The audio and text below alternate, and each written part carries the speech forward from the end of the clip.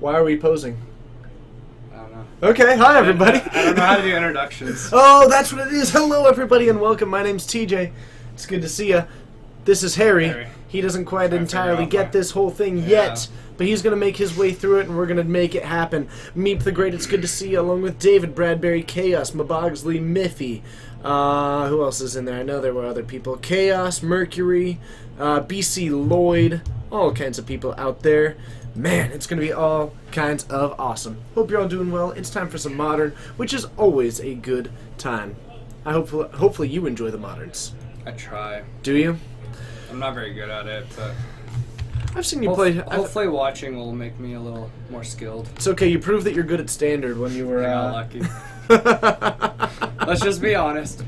You did, in fact. Darkblade, it's good to see you. Austin the Nerd, the Scarlet Spud. It is good to see you all as well. Man, I do love doing this. Hope you're excited for about 4 rounds of that sweet Modern format. It's going to be good. There's going to be some sweet decks out there. They're going to be... Meep the Great! Thank you so much for hitting that follow button and joining the Fortnites. We appreciate you. You are a rock star. Let us know where you're watching from, how you found out about the stream, and what you like to play in Pauper. We did Pauper recently. Yeah, I couldn't make it. Right. Well, welcome, Meep the Great. It is fantastic having you. Same to Loogie31. You almost made it up tonight. Took a while to get off work. That is close, Sunfish. That is okay. I got to meet you while we were down in Portland, and hopefully we will meet again. I am excited, actually, to be casting Modern. I haven't been able to play it too much because you guys didn't want to do any in GP Portland. Oh, because of the side events. I was busy being in the main event. Yeah, you were busy winning, so we were out playing side events. Yeah, and I didn't get to play any Modern. I was pretty sad about that. That's true. I believe round 1 has been posted. Would you like to go do the honorary duty of right. finding us a sweet round 1? I will. Excellent. So we're going to get that up and running for you. It's going to be a good time, and I'm excited. Quarthian, it's great to see you. Are we going to GP Louisville? Not to my knowledge. I believe the next one that we are going to is GP Dallas. I also realized that PAX is coming up much sooner than I thought, and I may have requested the wrong day off of work. I'm going to have to resolve that tomorrow. Yeah, that should be interesting. So, we're going to have to find our way through that one tomorrow. I'll keep you updated. Nonetheless, I should have it at least Saturday, Sunday, Monday. Just gotta re-navigate that Friday. Snohomish, Washington, you played at our store. Hey, fantastic! And if you played Pauper, you would play Mono Black Control. Very cool. Very cool.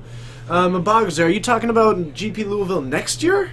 Because if you are talking about next year, then we are looking at a variety of streams to do, and it should be a fantastic time for all. So, I'm quite excited about that one.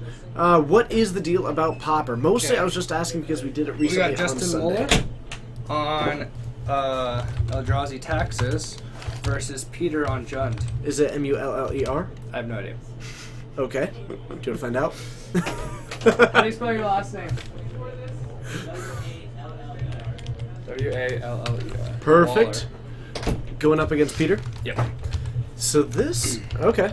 So we're going to have Eldrazi and Taxes going up against Foil Jund. This seemed like an enjoyable start to the day. It does seem like a really enjoyable start to the day. They were asking for taxes last week, I believe. So. They ask for taxes every week. Well, there they go. Demigod, going to PAX?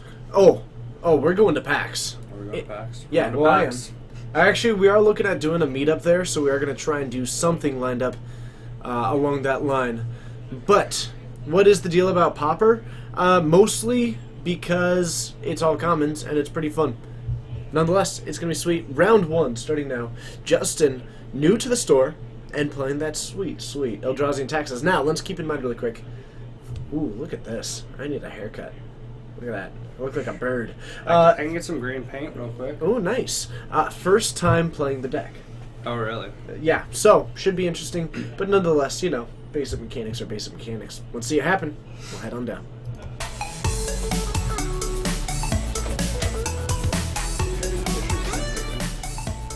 You guys are good to go whenever.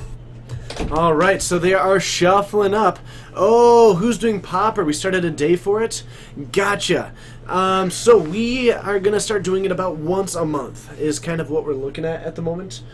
We did one last Sunday. It was quite successful. Whoa, up to 44 people. We were at 7, now we're at 44, and I honestly don't know what happened in between. But thank you, everybody, for joining. My name's TJ. Harry. His name's Harry. We're streaming out of Geek Fortress in Snohomish, Washington. Oh, love it. And look at that. David taking a round 1 win. Early on in the match. David, that just means that you get to be our floor reporter and keep an eye on things at the table. David, too strong. The Mighty Fugel, it's good to see you. Thank you so much for joining. You ask for lantern control every week, but it never works. We do have it occasionally. All right, I'll do it next week. It's just a rough one. Harry does play that deck, by the way. I have it. I haven't played it in a long time. Oh, man. The hero of time, it's good to see you. Thank you so much for joining. Looks like you played against that full Jund deck last week. Hopefully things fared well for you.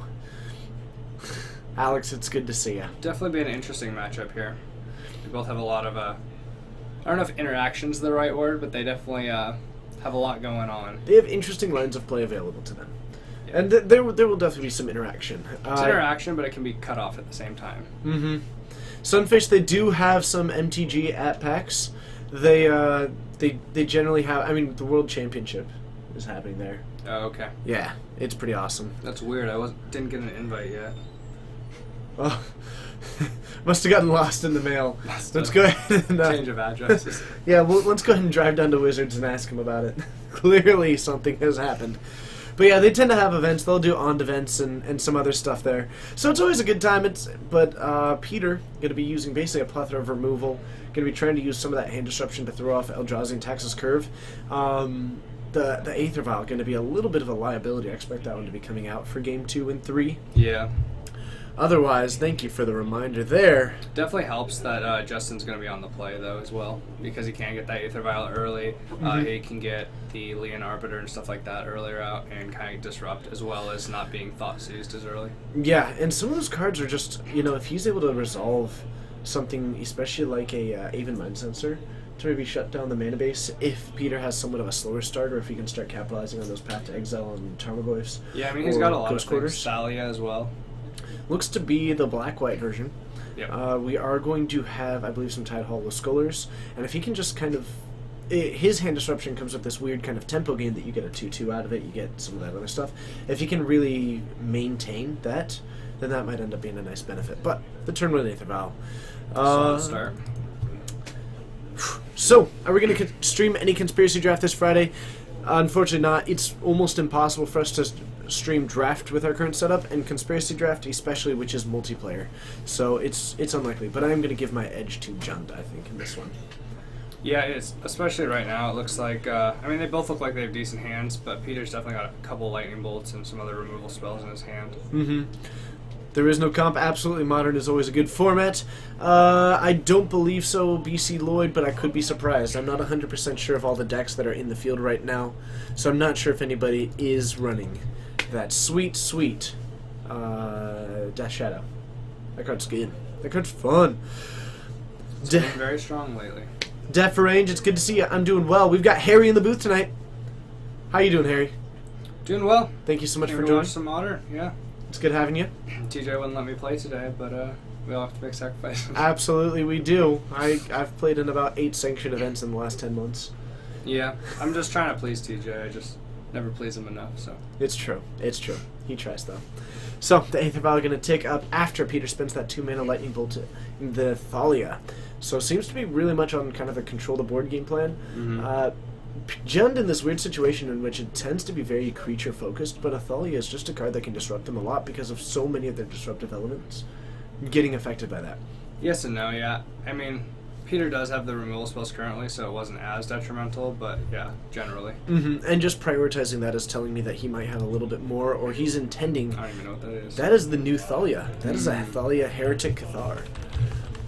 That's interesting. So, a little bit of a newer card, apparently getting run, which is something that I wasn't fully expecting, and it hasn't been super popular yet.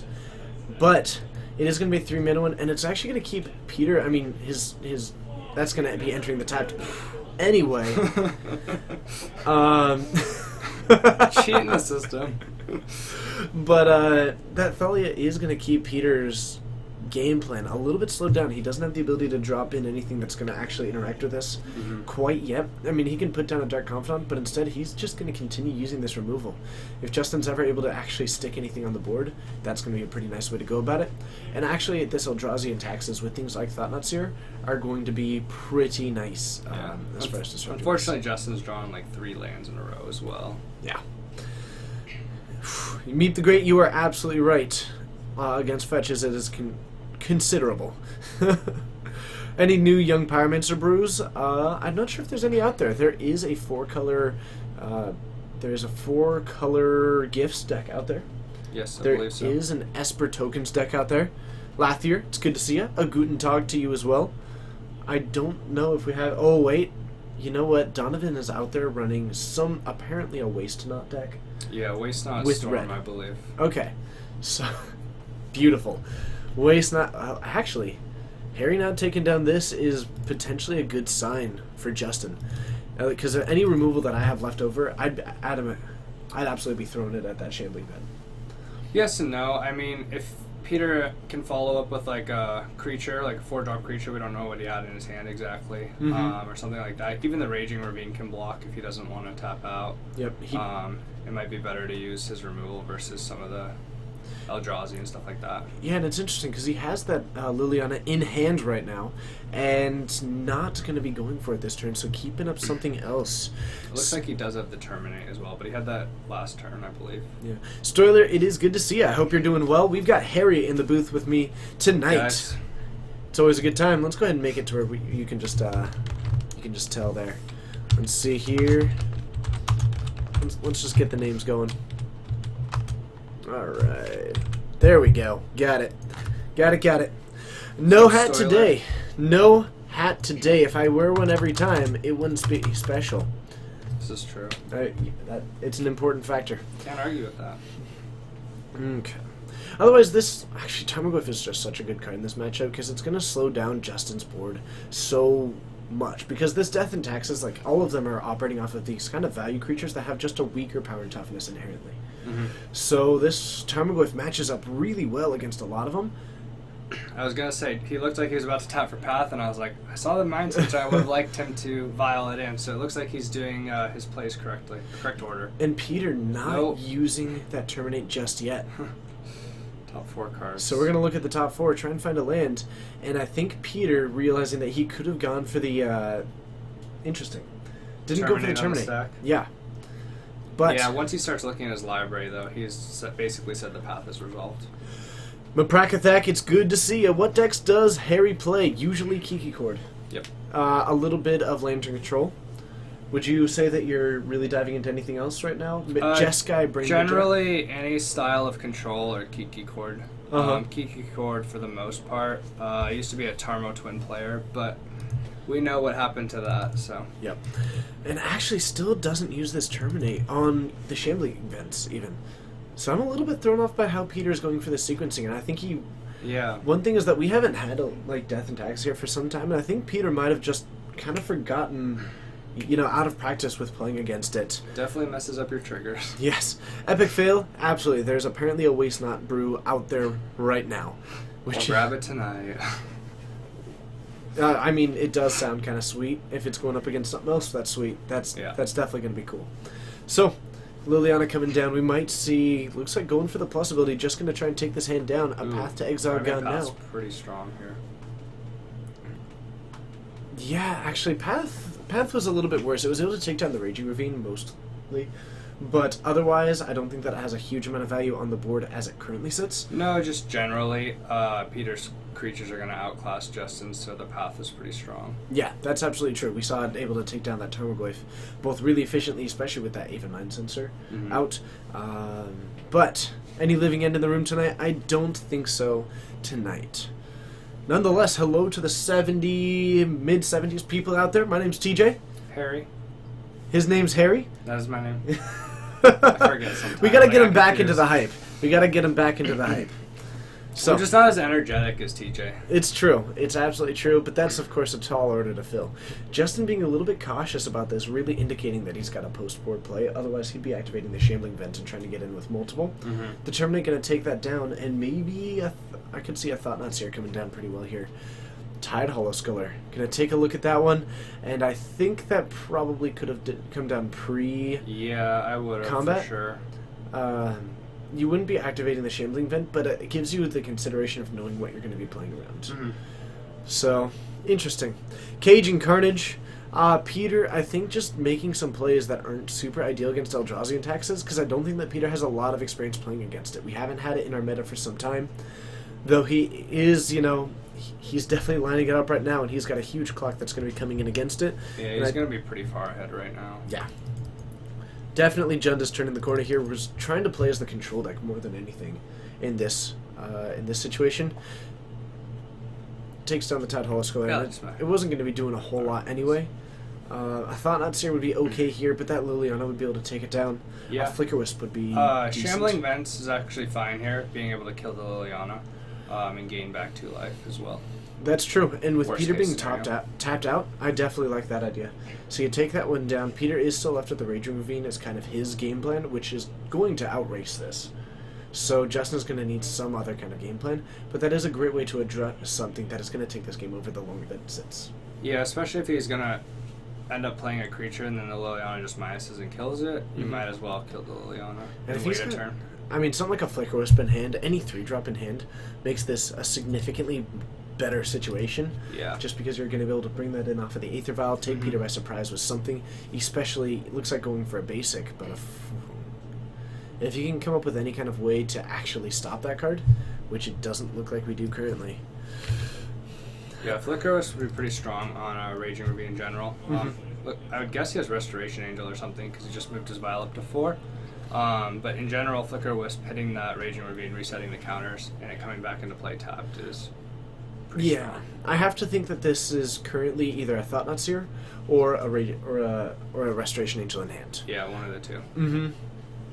Oh, Corn Chips, it's good to see ya. I hope you're doing well. We are having a blast. Manlands are very good. Gross top deck. The Second Aether Vial. Oh, is that really what the draw was? Not fantastic, Well, but he had was. drawn the Thought-Knot Seer the turn before. Yep. but- Oh, Kothwins, it's good to see ya. This is Harry. What's up, guys? Excited to be here. There we go. Now you're getting the hype. Trying. You're starting to get there. And we are taking a look at. Ooh, I like Logan's Command. Maelstrom Pulse, a land, and a Kolagon's Command. The Kolagon's Command is going to get back a Tarmogoyf. Mm-hmm. But. No, Tarmogoyf is pathed. Oh, you're right. Are there any actual creatures in the graveyard? I do not believe so. So it ends up being a 2 damage and destroy the Aether Vial. But you have the other one. I would like just I would take the making him Maelstrom Pulse. discard. If you're on the Kolagon's Command, I would take the Maelstrom Pulse as well. Because it leaves you with that 4/4 creature that isn't answered by anything that Peter currently has. He has the ability to swing in at this Raging Ravine again, but then you're getting a swing back in for 6. You've got a 2-turn clock and you're gaining a little bit of life. Yeah. I think that you have the race 1 in that, at least, niche situation. Mm-hmm. So I kind of like taking the Maelstrom Pulse there. I agree. And Peter kind of stuck with this Kolagon's Command, which isn't doing much on the board right now. You're likely going to take down whatever Justin draws. At the upkeep, he's likely going to take this Aether Vial up to 1. And sure, you're able to do that, but that means that he's not swinging with the Raging Ravine this turn. And that's relevant in and of itself. So likely this Kolagon's Command isn't going to be getting cast. Instead, Peter might prioritize on going for the race here.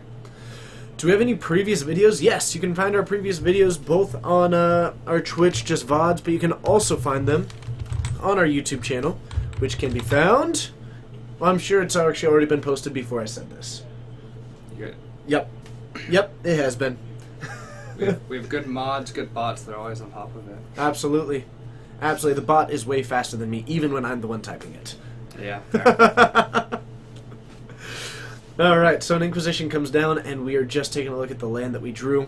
Definitely not a bad situation. I actually would have liked him to probably play the land just because Kolagon's Command makes him discard, and there's not much of a reason not to play it at this He point. did go into an Aven Mind Sensor here, which does die to the Kolagon's Command. So possibly going to try and save this one. Well, if he Kolagon's Commands now, he'll just flash the Aven Mind Sensor, Yep. so it doesn't matter. Yep. take it down, and then you lose your Aether Vial, which is on 1, which isn't to be doing a whole lot anyway. No, you're not too bad shape about that. No, I like this a lot, and apparently Justin, being a little bit more cautious about this, possibly looking to double block this Raging Ravine, which strikes me as a bit of an unusual choice. They've both kind of done in the same position. But yeah, I think Justin's starting to pull ahead now a little bit. And 2 damage per turn going to be going over the top, and you can save the Shambling Is that Fence. Flicker Wisp in his hand? It looks like the edge of it. That I quote, play too much Modern. yeah, that quote is fantastic. Pretty sure it's Flicker Wisp. Oh man, He can. Yeah, probably Flicker Wisp, bounce the Raging Ravine, and then just swing in. Apparently I've got some good things going on. I just say ridiculous stuff is what I'm learning. Dizdo, thank you so much for joining. Austin the Nerd, it's good to see ya. And Meep the Great. I just said that one day. That was during the week that I was absolutely exhausted by doing just everything. There is no comp bombardment. Apparently Joe is requested. Oh, alright. On his modern bombardment deck, so if you can find him up against something sweet. Alright, sounds good. Yeah. I wanted to follow up on the Flicker Wisp play. I like it on Raging Ravine especially because Raging Ravine comes into play tapped. Mm-hmm. So if you put in Flicker Wisp, you're going to be able to attack with your Shambling Vent the next turn as well. Yeah, and actually, If that's what the card in his hand is. I like that a lot. It's a little bit more of a cautious line right now instead of kind of going for the aggressive one and trying to flicker a spit and just get some damage in now. Yeah. But I like this a lot where if Peter Well, invests his whole turn into that, then that is fantastic. The other problem is Flicker Wisp doesn't have Flash by itself, Mhm. and his Aether Vial's on 4, so he can't really play anything, right? Or he can't play it at instant speed. And Peter also has a lot of discard in his deck, so like top deck discard spell like Cool Against Command, Thoughtseized, Inquisition can all take that as well. So I definitely like leading out with the Flicker Wisp there. Yeah, and I think he might be forgetting because it does. Like, you so iconically see it coming on the opponent's turn that I think sometimes you forget that it doesn't have Flash. Mhm. Because when have you ever seen a main phase one? It looks like a Tassiger here. Oh, man. There is no comp. I'm sorry that... Oh, okay, we do apparently need that one. Smurfykins. In Pauper, I currently play Burn and Affinity. And I will be trying to buy into probably another, like, 3 or 4 decks just to have them on hand for when you do those Pauper tournaments and get people playing it. Mm-hmm. Tassiger coming down does still have the mana to activate this Raging Ravine, so needs to be a little bit cautious about this. The Tassiger being a 4/5 is also fairly unfortunate, so at this point, you probably still want to cast it. I think you wait and use the Tassiger ability. Mhm. You're not really attacking. I mean, you can attack through. What does it become? It's +1 more counter. Yeah, he'd have to double block, but he still kills it. I don't know. You draw a card off of Thought Seer. Maybe it's not the worst. Flicker Wisp does not have Flash. Flicker does Wisp not have does Flash. not have Flash. Decade Zerg, it's good to see you. And just like we were saying, Yeah. it's so easy to forget that the card doesn't have Flash, because when have you ever seen it come down on your turn? Exactly. It's like, I've actually seen it happen more than you would expect. Mm-hmm. But Initial Tooth, I'm not going to dive too much. But it's definitely not cheap. We'll let you guys do your own research. Absolutely, Big Daddy Snow, it's good to see ya. Man, yeah, we were definitely ready on that one. We were definitely ready. Decade, it's good to see ya. Are there any viable crop rotation decks in Pauper? Not that I'm aware of. I could see it happen though, and that format is definitely ready to be brewed in. I have not yet. You can brew so much in Pauper. Make it happen. So at this point, do you take down... I mean, I still like taking down the Raging Raging Ravine. Ravine for sure if he has Path in hand. Oh, absolutely. But you take down the Raging Ravine, it comes in tapped, and that puts it to being the 4/4 that you can just trade your Thought Nuts here for it. And I think that's yeah, a really but you also swing for 6, and then he has to he gets to attack with a Shambling Vent next turn and Flicker Wisp. It is interesting that he went for that, but he's going to path that.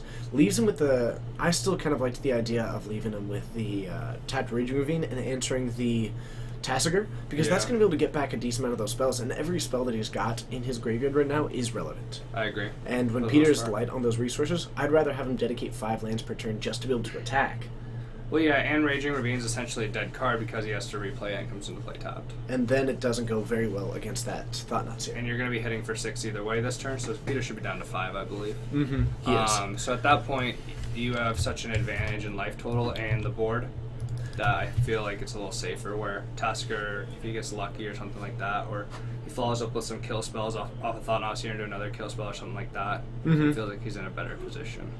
Smurfikins, I believe you were asking about One Land Spy a lot on Sunday, were you not? Or someone else was. I have heard of it, but I have not seen it too much. But yeah, 12... You have 6 Pauper decks, Blue Delver, Black Control, Black-Green Threshold, Black-Green Infect, Red Blackburn, and Blue-Green Turbo Mill. All those sweet decks. I am looking at just buying some more of them. I won't end up playing them much. It's just so that people can actually have the chance to play them. Yeah, I have one online, but I haven't gone into paper. Okay. So... It's 5 right there, isn't it, anyways? Yep, that's enough to take down game 1. Eldrazi and Tax has taken it down.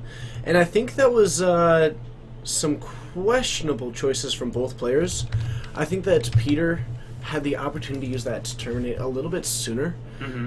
But it ended up not really working out too much. I think I think Peter played the removal a little bit odd. I don't think that basic that he would have gotten off of that path was super relevant.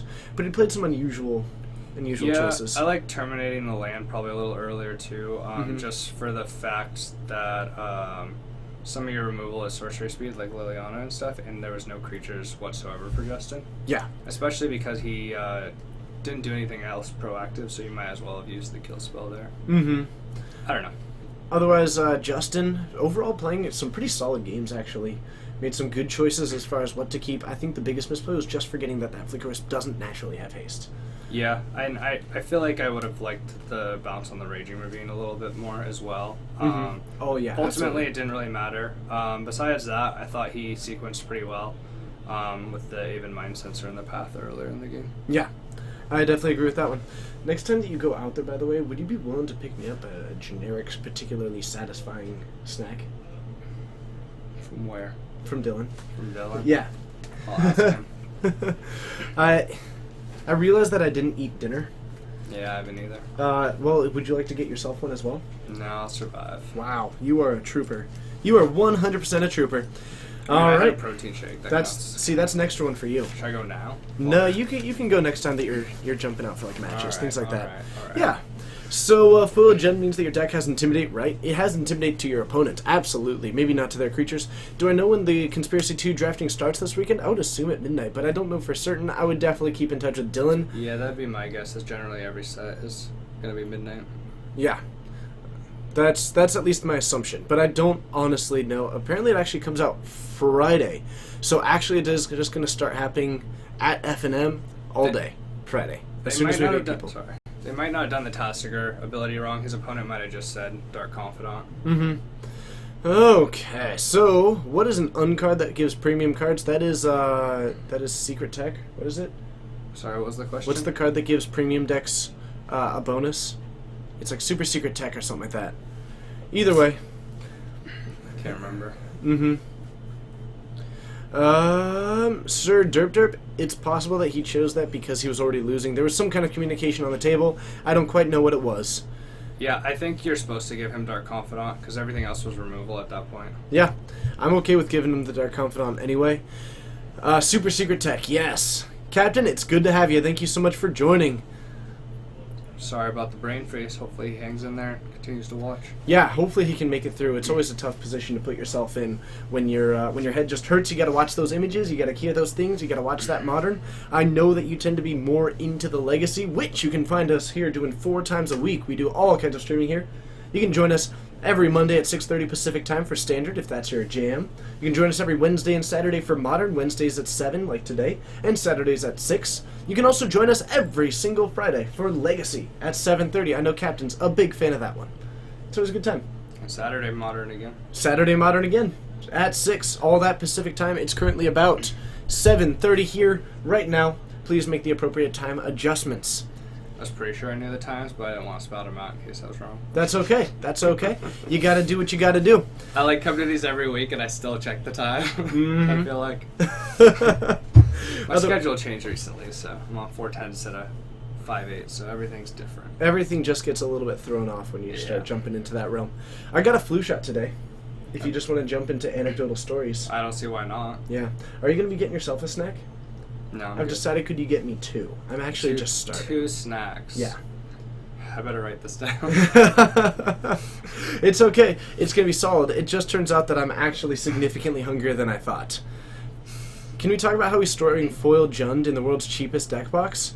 He does keep silica packets in there, though. Is my favorite deck? Yes, my favorite deck is Burn in pretty much everything. I won't say it was a dumb question, but it was pretty obvious. You know, I do really like Burn. I do really enjoy that Burn deck. It's okay, I'm pretty sure I've asked TJ the same question, and I've just been like, I don't even know why I asked. Yep. If you are brand new to the stream, be sure to hit that follow button. You can find it up above if you're on mobile, or you can find it down there if you're on desktop. Be sure to clickety-clack it, because it's worth it. We do that stream 4 times, and let us know if you are just joining us for the first time, because we get the opportunity to welcome you and have some fun. So, Bloodstained Mire, going to be fetching, going for that green-red one. A pretty solid one, especially not starting off with that basic kind of, that hand disruption that can come down. Always feels good when you don't get Thoughtseized turn 1. Exactly. Unless you're Burn. Okay, so Peter, while he's on a bit of a low mulligan, Jund mulligans exceedingly well. Going to be going for a fetch here, down to 18, going for a basic by the look of it, dropping down, I believe, a Tarmogoyf. Yep. With a follow-up into a Liliana of the Veil if he has another Black Source. Talk about a fine mulligan down. Yeah, I didn't really see either one of their hands yet. I did see the Tarmogoyf, so I expect that to come down unless he has a Confidant in his hand. Yeah, and he might actually choose... Okay, so he's trying to line up the double green, possibly a Scavenging Ooze in hand. If you're going for that, it's something that you're looking to end up having that multiple sources for green. Yeah, that's what I would assume. Otherwise, I can't imagine why else you'd go for that, unless you also want to next turn maybe cast down a Dark Confidant and keep up a Lightning Bolt for a creature, is another line that you have. Yeah, that's fair. So that you don't have that that green source attached to your red source. And Dark Confidant, definitely the thing you want to have in your hand if you're mulliganing. Oh yeah, and of course, Peter, I don't know how many times, we could probably come up with some sort of chart, but the amount of lands that he flips off of that Dark Confidant is absurd. Yeah, I don't know why we don't keep track. Grinning Demon, it's good to have you. Thank you so much. I think I would have actually liked to see the Tarmogoyf down first. I guess it's not that big though, so I think that's fair as well. I think the Dark Confidant lets him mitigate that that mulligan a lot sooner. And if he's expecting to be able to kind of control this Eldrazi taxes early on, then that's definitely going to be a good way. I just feel like the 2 damage wasn't super relevant for the Thalia attacking, and then next turn he would have, he has Terminate in his hand and he has Bolt, and he would have the Tarmogoyf coming down and doing some beatdowns. As far as getting a list of what decks are playing, David, are you willing to maybe do a quick survey and see if we can get a list of what decks are in the field today? He does it again. He does it again. Another land off the top. It's absurd. But that, the Leonin Arbiter is nice. I do see a Terminate and a Maelstrom Pulse. I kind of like the idea of dropping down the Tarmogoyf and the Terminate here. Yeah, I agree. Possibly an Abrupt Decay in hand if you're leaving up that. Oh, okay. Gonna go lead with that into possibly the Tarmogoyf. So, we're gonna be knocked down to, I believe, 14. Maybe, oh, is he at 12? Man. Should have been... Also, David, if you get the chance, if you could put those dice back on the X's, 6, 7, 8. that would be awesome. That would be awesome. I'm gonna tell him. I'm sure David will get it in a moment. Or hey, we got it at the moment. We're taking a look at a Kitchen Finks, a land, and a Maelstrom Pulse. I don't feel particularly great taking either of those. I mean, you're leaving him with a Kitchen Finks, that's fine. Yeah. You've got a Dark Confidant up, so you know that he's likely going to draw into more. Otherwise, you've got a... look at that. I'm not sure. I don't know what I would take there. I would have to think about it, because it's like, he's dying from Dark Confidant pretty quick, but at the same time, it's like, and Kitchen Finks gains some life, obviously, but at the same time, Maelstrom Pulse hitting a Thought-Knot Seer or something like that can be pretty detrimental. Yeah, and we're going to go down to 7 here, so I think he's just outracing what his opponent is kind of doing. Feels like it a little bit. So we've got a Waste Not, Jeskai Control, Blue-White Tokens, Blue Moon, Affinity, Obzon Company, Boggles, Jeskai Ascendancy, Dredge, a Possibility Storm possibly Elves, and a few duplicates. Interesting. Okay. Very cool. Very cool. Oh, Kale got last minute modded because we had no mods here for Pauper. I don't know what that means. Oh, he got upgraded to mod? Yeah. Hey, take it where you can get it. We needed a mod on Sunday. We'll see if they stick around being one. See how it goes. See how it goes. Man, this is a beautiful mulligan. To Path as well. Looks like it. Which explains partially more why he might have taken Maelstrom Pulse. I mean, I guess you kind of have to Path the Tarmogoyf here as well. Mm-hmm. Hard to say. So, Either way, unable to go for that basic land, though I think he might be forgetting that he still gets to look at the top 4. Okay, yeah, we are going to go for that there. So I don't think that we see any basics, which, of course, there aren't many in there. There are 3, and 2 of them are in play. Yep. Otherwise, we are going to... And then they shuffle their library. That not being a Thoughtseize was actually pretty important. Mm-hmm. Because Thought-Knot is going to come down, and it's going to be able to... He's got profitable blockers now that Tarmogoyf is gone. Interestingly enough, Peter does have a Damnation in hand. Yeah, I think he's going to wait to pull that trigger for as long as possible. Right, and that means that the Thought-Knot Seer might end up taking it. Yeah, I think it will, probably. Because there's no reason for him to use it here either. Yep. Eric, man, it's good to see you. Thank you so much for joining. And yes, we do have Foil Jund. Elves, always a nice one. Can we ask for some Bardment? Some Bardment was requested. We are going to work on getting that one. I do like your options here. Oh, looks like he might be going for the Damnation if he's swinging. How did he cast the Thought-Knot Seer before? That is a good question, Avgots. If he actually goes to drop it down, we will mention the lack of colorless mana. Yeah, we should have caught that the first time. We should have caught that the first time. Okay. I never said we were good at this game. No. Nah. The problem is that I don't play. Infamous, it's good to see you. Thank you so much for joining. I feel like I'm going to have to point it out. It's possible. It is possible. And that is going to be definitely a consideration. It was too late to kind of catch it last time. Yeah. But we'll see it as it happens. At least we'll be catch ready it the to second shout it time. before Peter reveals the hand, though. All right. So, yeah, he does not smooth Kinemil. Oh, and the Ghost Quarter comes down.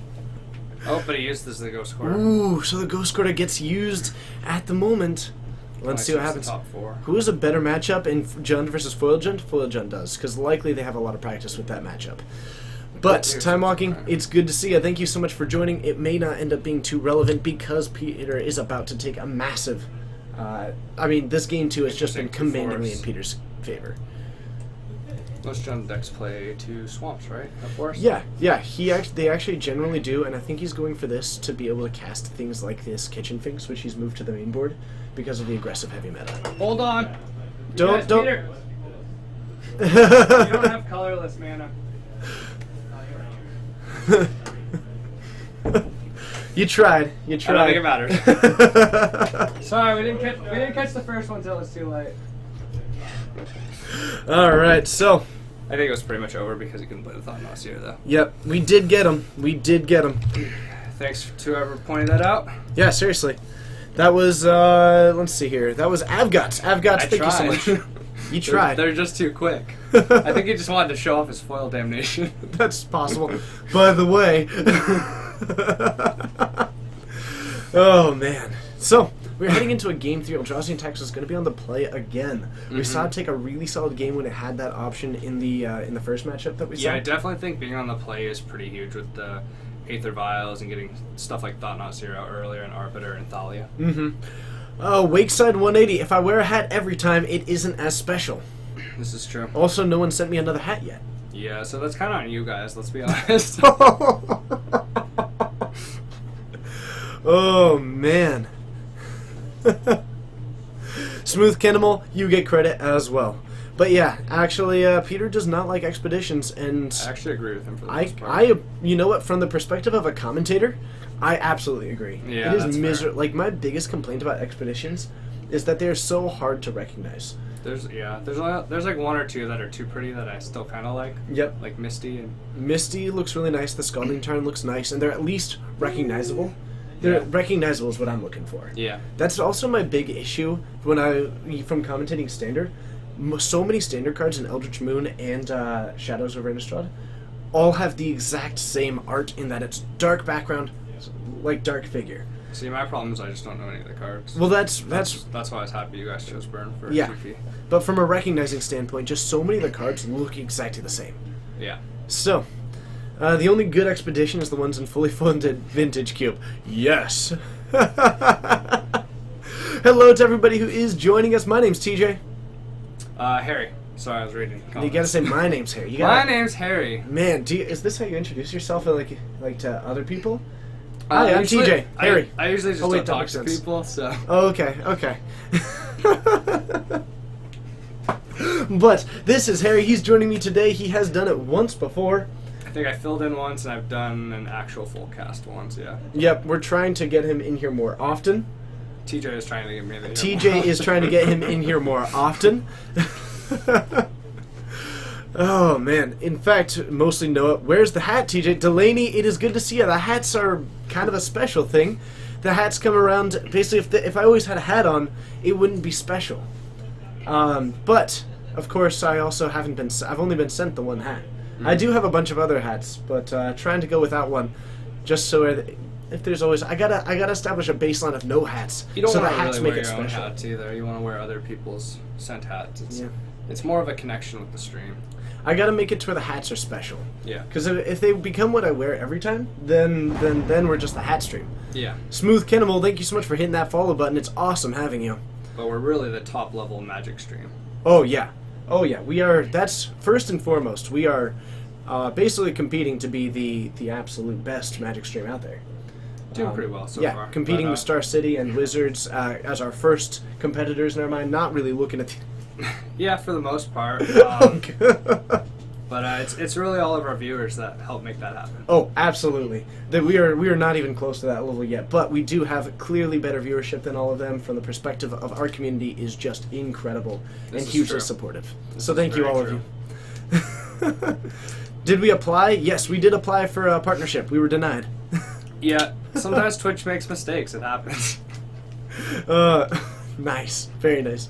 So we have the Leonid Arbiter followed up by the Tarmogoyf. Oh man, but yeah, Rafmar, it is good to see you. Thank you so much for joining. Otherwise, that's gonna go for a swinging for two. Just a 1-2 Tarmogoyf right Seems now. viable. It's so funny to see a 2-2 swing in profitably against a Tarmogoyf. Yeah, you won't have many chances to do it, so you might as well. I actually would like him to use the Ghost Quarter to hit the stopping ground here, probably. Because he cannot search currently. He can't search currently.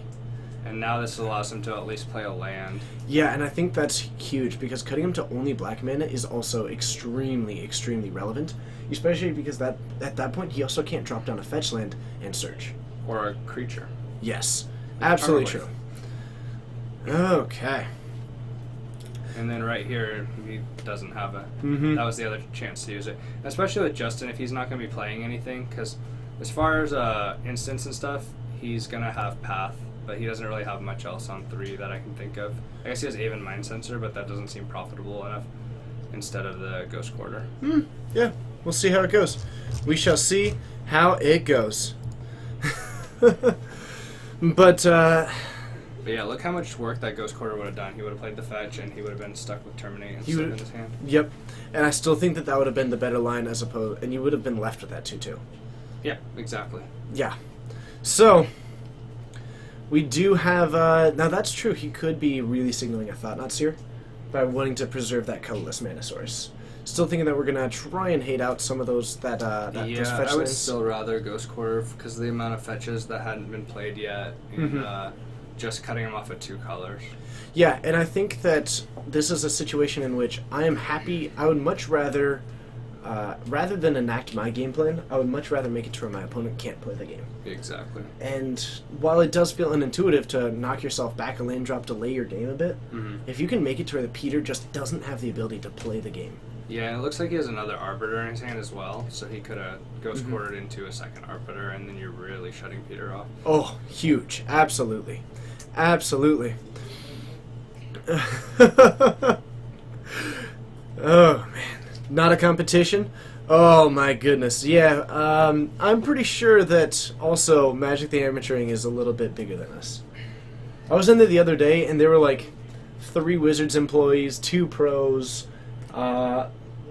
It was just the professor was hanging out in there. I'm telling you, just get some of the nearby pros and Wizard community to come out and show some love. Yeah, absolutely. So, if the Thought-Knot Seer does come down, we do have that colorless mana source, though we do have the Caves of Coilus to reveal it, and we are looking at a Terminate. And that's the problem with Thought-Knot Seer, is Jund has so many good removal spells and so many value creatures. I mean, you're looking at Liliana Terminate, Maelstrom Pulse. Kitchen Finks, Tarmogoyf, and I a believe. Tarmogoyf. Yeah. Oh my goodness. Pretty gross. Oh, that is pretty solid. So, is there a good build of Esper gifts? There is, but that doesn't make it great. That means that it's still probably not as good as Nahiri or Blue-White Control. It still has some problems as far as reach goes. Not having Lightning Bolt and not having access to that Bolt Snap Bolt means that you can't really finish out the game with this alternative game plan.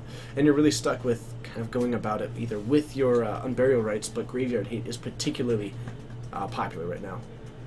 Yeah, I don't know. I feel like Esper's in a pretty strong position. I played one Esper deck, was it 2 weeks ago? Esper Control, and I had some success with that. I'm blanking on the name of the guy, but someone went like 3-5-0 leagues in a row with Esper Control deck.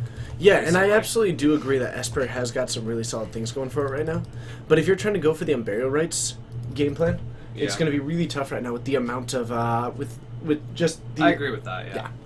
That's fair. Mm-hmm. Rafmar, thank you very much. Twitch disagrees. We'll have to reapply in about a week, and we're going to try and get that partnership again. But until then, we're not quite there. And we're having fun. We're volunteering, and apparently Harry is willing to volunteer with me. Thanks, Harry. Not a problem. Mm-hmm. So, I believe he has Arbiter. Is it better just to play Arbiter first before you Ghost Quarter? I would think so. I don't know what else is in his hand exactly. I feel like I always want to like tilt to the left to see his cards, but it doesn't work that way. Yeah, absolutely. Okay. Infamous, thank you so much. We actually are still working on Layout 4.0. David, I got to see a little bit of what he's been working on, and it just looks incredible. He actually has the Eldrazi Displacer, so still not firing that off, but the Displacer, it's okay right now. I actually kind of like this. The back room is quite small, actually. It's definitely... Miffy when I was in the Magic the Amateuring. I actually Twitch would have stream. rather seen the Leon Arbiter Ghost Quarter play, just to cut off from red, because you know he has Terminate in his hand. Yeah. And then you drop Displacer, and it's much better. I absolutely would have agreed with that. And I don't think that this Displacer is doing a ton for you just yet. It's not getting you the huge amount of value. But that's what I'm saying. You have to wait a rotation, so him not being able to play Terminate is pretty huge. And he has Liliana, but you just sacrifice like Mind Sensor, obviously. Yep. As a quick note, yes, this room is definitely not large. What are you talking about? We're in a forest. Oh yeah, we are totally out in the woods. Justin, this is his first time playing the deck. We're gonna give a little bit of slack, all things considered, and that's really. Justin is playing this for the first time, and when I saw him sleeping up Death and Taxes, like he just bought a lot of this. Yeah. I was like, would you be okay being on camera? Because a lot of people love seeing Death and Taxes, and we don't get enough of it. And he's like, fair, I'm pretty critical too, because I play pretty much a lot of Modern and Legacy. So. Well, yeah, and I think that as long as we go about it in a constructive way, and we say like, this is what we would have done and why, instead of saying that a play is bad. Well, yeah, I'd rather him see You know. plays and then be able to watch this later, and it'll help him get a lot better at the deck as well. Yeah, definitely true. So we're gonna drop down. Looks like the Eldrazi Temple coming down. It does mean that he has the ability to just use that 2 mana to activate the Eldrazi Displacer, which is going to give him a good amount of ability just to interact and maybe disable this Tarmogoyf. Yeah, but with the I'm just blanked on the card's name. The Terminate. He's gonna only have really one turn to use the ability. Absolutely. And Gnarlfist, thank you so much for joining. It's awesome having you. Thanks for hitting that follow button. You're a rock star. Let us know how you found us, how you just found that stream at all, where you were watching from, and what you like to play in Modern. Okay. Another Displacer seems alright here, though. Ryan Gerlin, it's absolutely fine to say that a play is bad as long as you're doing it in a constructive way. Yep. There's just a difference in the way that you apply it, where the same words are said, but the context and the way that you go about it is completely different. And I think that it's important to be constructive with these players because they are all doing us a gift by being willing to let us stream them. Because they're all like they're willing to sit down that camera, and it does affect your Please gameplay. sacrifice Mind Sensor. Please. Anyone playing Ad Nauseam tonight? I don't think so. I think David is on Dredge tonight instead of the Ad Nauseam that he occasionally Looks like plays. he is going to sacrifice the Mind Sensor because he's using the Ghost Quarter right now. Mm-hmm. go for the Ghost Quarter first. It is an interesting choice to go for this one and then sacrifice the Ghost Quarter, because I'd be more than happy to take down this Stomping Ground and then leave him unable to fetch. But it looks like a Lightning Bolt can take down that Mind Sensor. It does leave him with sacrificing a Displacer. And he does actually have the Colorless Mana to flicker it in response. Mm-hmm. Okay. So... I think Peter's debating if he actually wants to Lightning Bolt it, because a Lightning Bolt to the face could also... Gnarl Fist. From Nashville, you just love Modern and you play Tier 3. Thank you so much for joining. It's awesome having you. If this is your first time joining us, let us know. And to anybody else who's joining us for the first ever time, I hope you're enjoying the stream. My name's TJ. I'll be your host pretty much every single stream that you see. I've got Harry today as my extra special guest. Hello, guys. Gonna try and have him join us more often, and it's always a lot of fun. This is absolutely the first time he's playing the deck. It actually is. That's fair. Yeah. Stranger Ranger, it's good to have you. Thank you so much for joining. So, an attack in with this 5/6.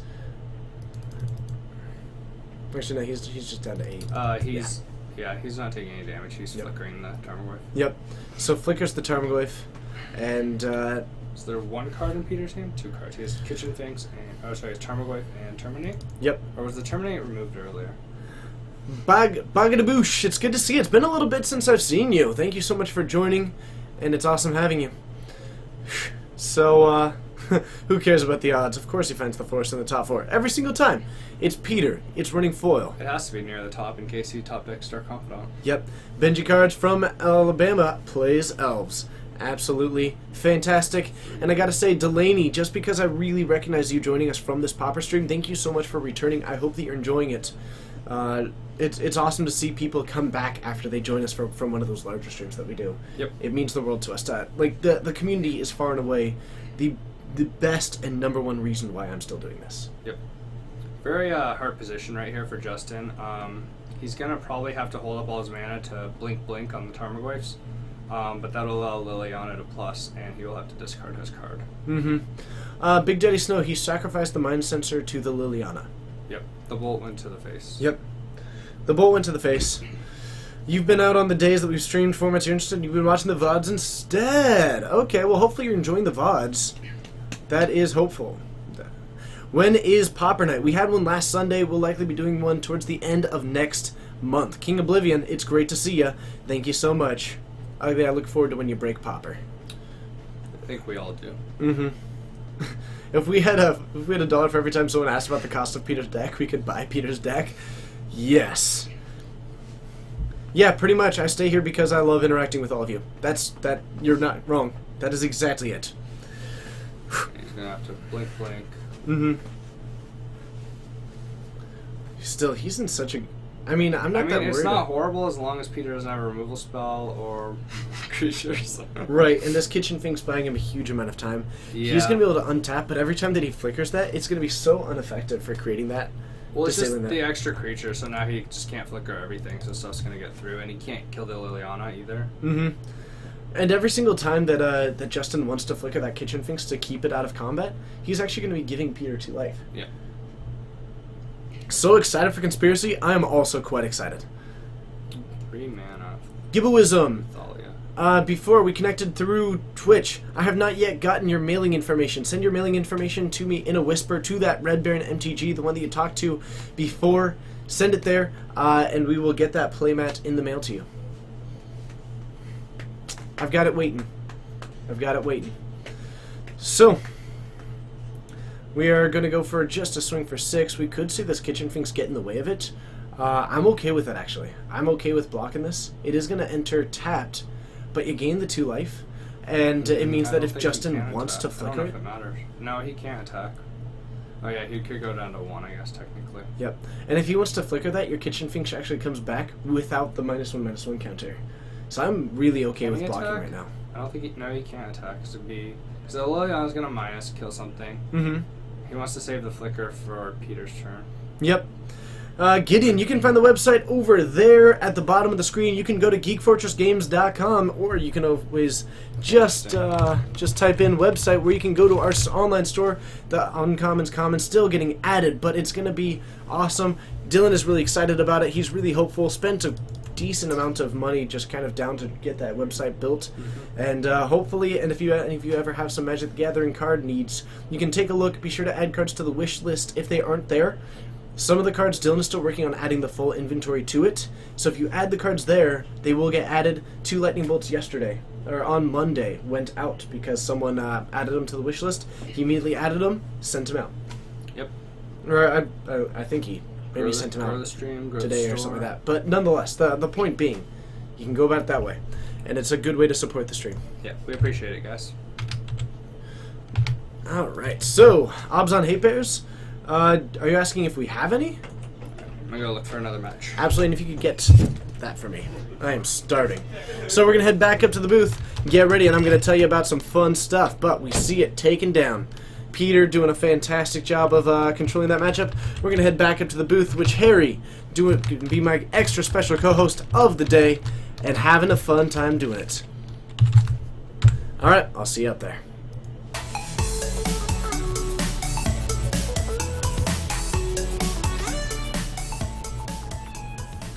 Hello and thank you so much for joining Gibboism. You can add those to the wish list. Just be sure to add those Blight Widows, but I will mention it to Dylan next time that I see. Who made this site? The site was made by a company called Crystal Commerce, in addition to, I think, Dylan. Dylan actually did a phenomenal job of communicating with the people in the store and in the chat. He asked for feedback of which choices to go with, which things to move towards, how to have that layout look, and overall I think it came out with a pretty great product overall that I'm really pleased with. Looks like your buddy's here. Todd, it's good to see you. It's time to do a quick announcement. Todd hanging out in the chat. That is Todd Stevens of the Star City tour. Yep. I will be streaming with him on his chat, on his stream, which is under the exact stream username. If you haven't yet, be sure to go over, hit that follow button. He's a particularly fun stream to hang out. He does a good job of talking. He does a lot of cool formats. He does some sweet decks, plays some brews. But join us Sunday, pretty much all day, where I will be doing some commentary on his stream. Hanging out in there, we'll do by Skype, and I think there's going to be some 4-color Modern Planeswalkers getting played. It's going to be all kinds of fun. Check it out. What's the most expensive card in the Geek Fortress store? Something, I don't know. Some land. It's a land. I'm almost sure that it's a land. Yeah, or some random foil card. Yep. Otherwise, you play Obs on Coco. You don't have an infinite combo, but you play Wasteland Strangler, Flicker Wisp, Tide Hollow. That's actually pretty cool. I like that. That's really fun. I like to mess with people, so I just go by Harry Gay. I'm just going to take a bite here, so I got to dance. I forgot that was a thing.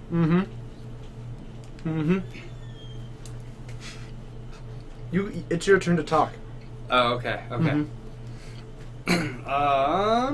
So yeah, there's only one other match going on, and they're currently on turns, so we should be finishing up here in just a minute or two. Do we have let's take a little vote, try to see what people are trying to watch. We had some deck lists come out there earlier. We had possibly Ellis. We had Thought Knot. No, sorry, not Thought Knot. We have a Waste Knot. Waste Knot Storm. We have a Waste Knot.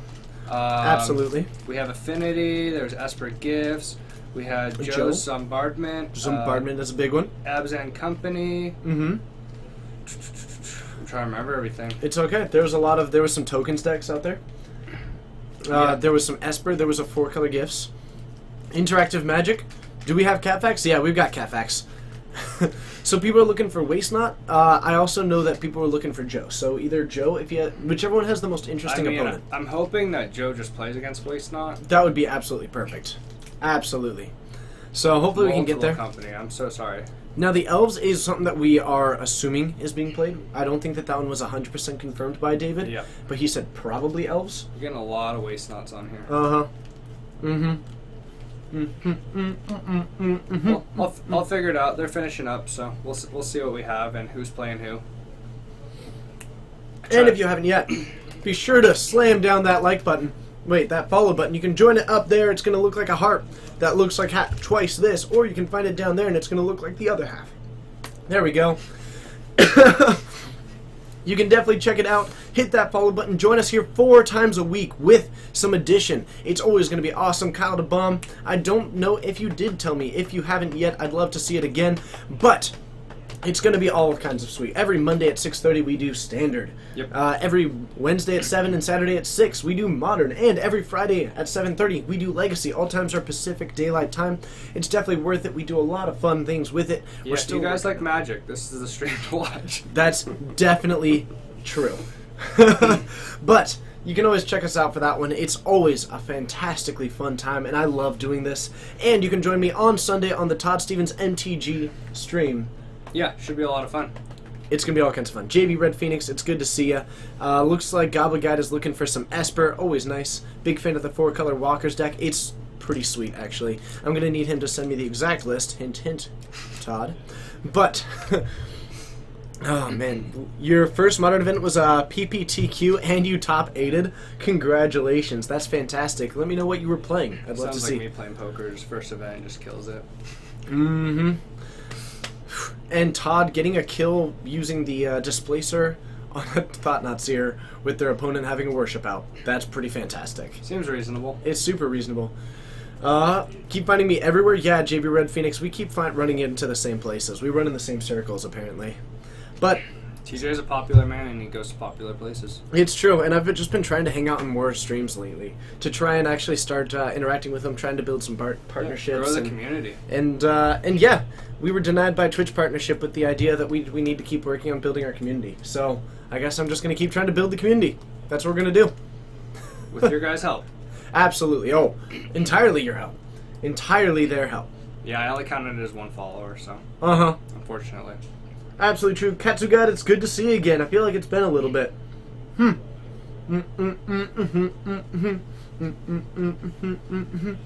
That's pretty much all the dance moves I know. It's just shaking my head side to Really? side. Yeah. Absolutely true.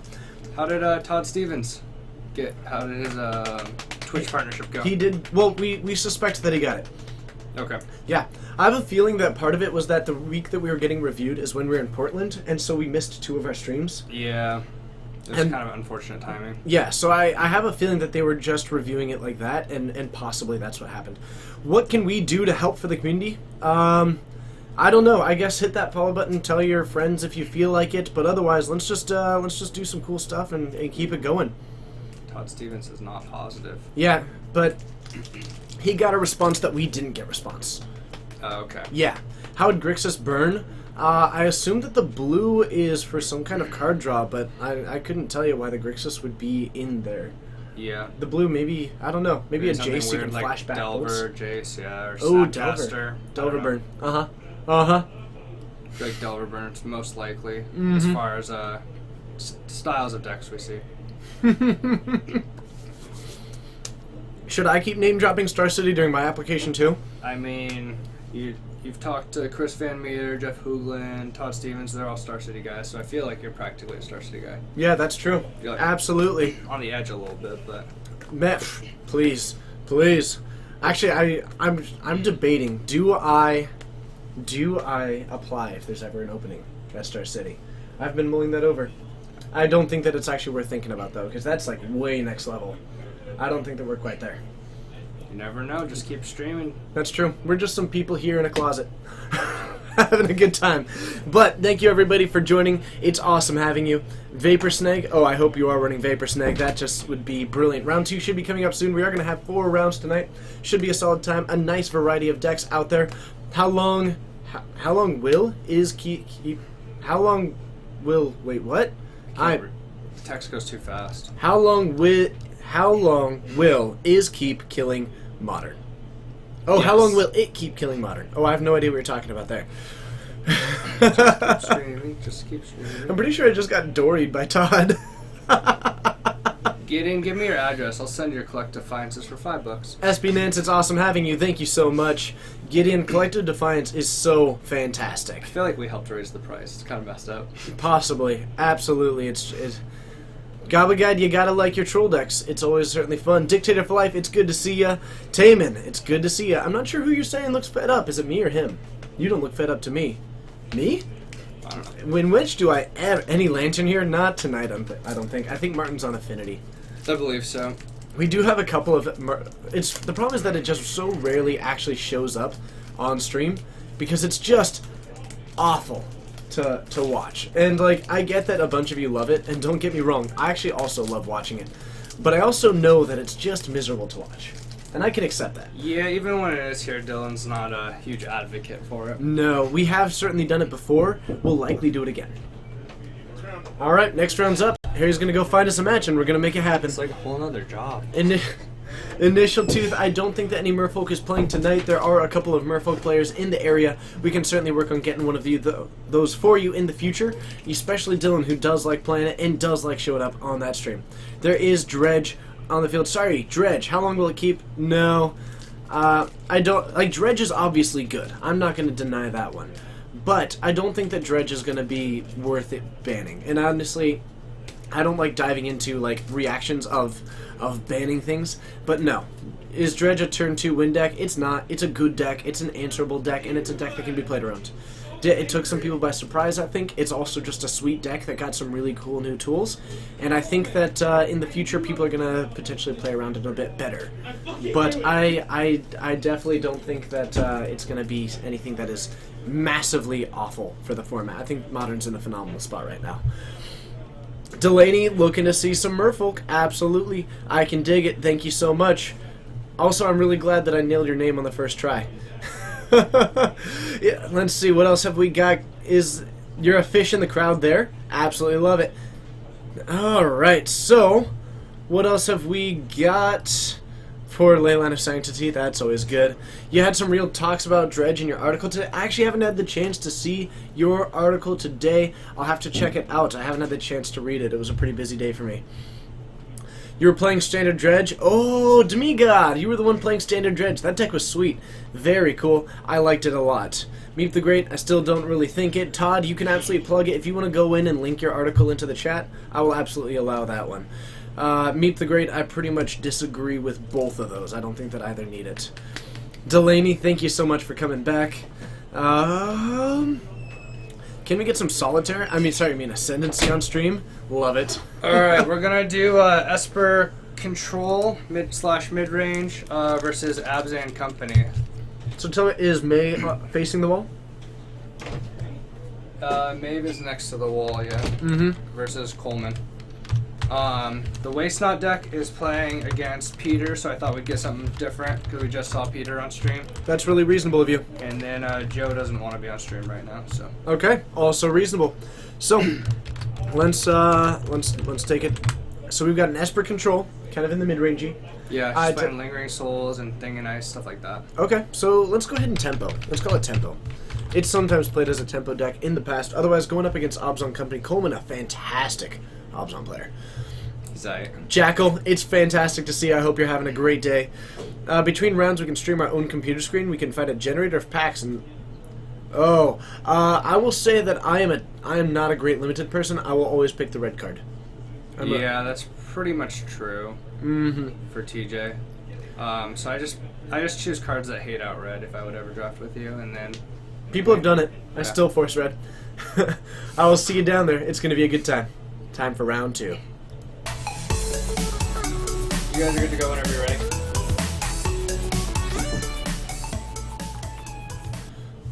Okay, so let's go ahead and update that to say that it is in fact the round 2 that it is.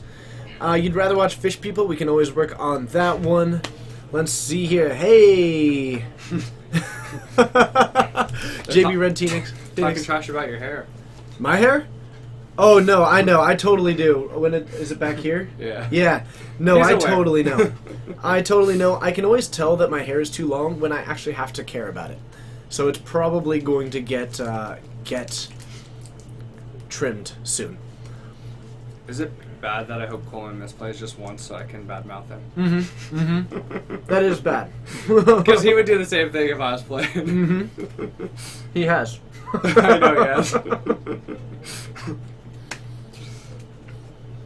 Coleman's a good player, though. Yeah, Coleman's a really solid player. So May, I have a feeling that are we swapping out a sleeve here? Yeah, looks like it. Okay. I'm still pretty thrown off. Did May keep a 1-lander? I did not I didn't see who was on the play. Well, the fact that Coleman has 3 down and May only has 1. It was one of his fetch that was going to his graveyard.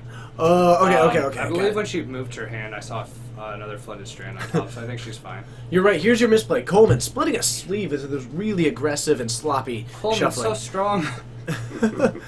Okay. Yeah, she's definitely got a couple lands in her hand. So the that would be May, and she is playing the Esper Tempo. It is Maeve, but we just call her May. We just call her May. She looks like she's got Snapcaster, Hallowed Fountain, Plains, Detention Sphere in that hand as Sphere, well. Water Grave. Mm-hmm. What's the white card? Was it Lingering Souls? Smurfykins. Yeah, it looks like Lingering Souls. The best way to play against mono blue turns is to play Burn, or go faster. Or if you can take down their things that draw cards, they need to draw multiple cards per turn.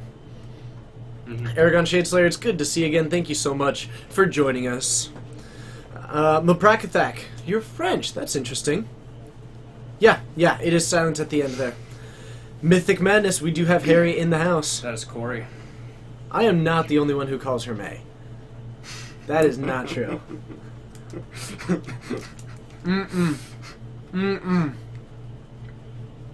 She's probably watches the stream and she's just like, God, why does TJ call me May every time? I don't know. You may be the only one that does it, though. Maybe. Sorry, May.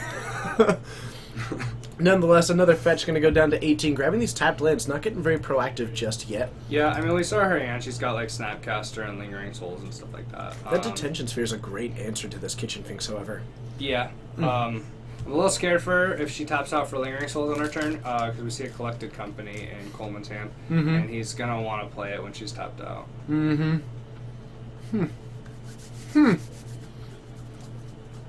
Interesting.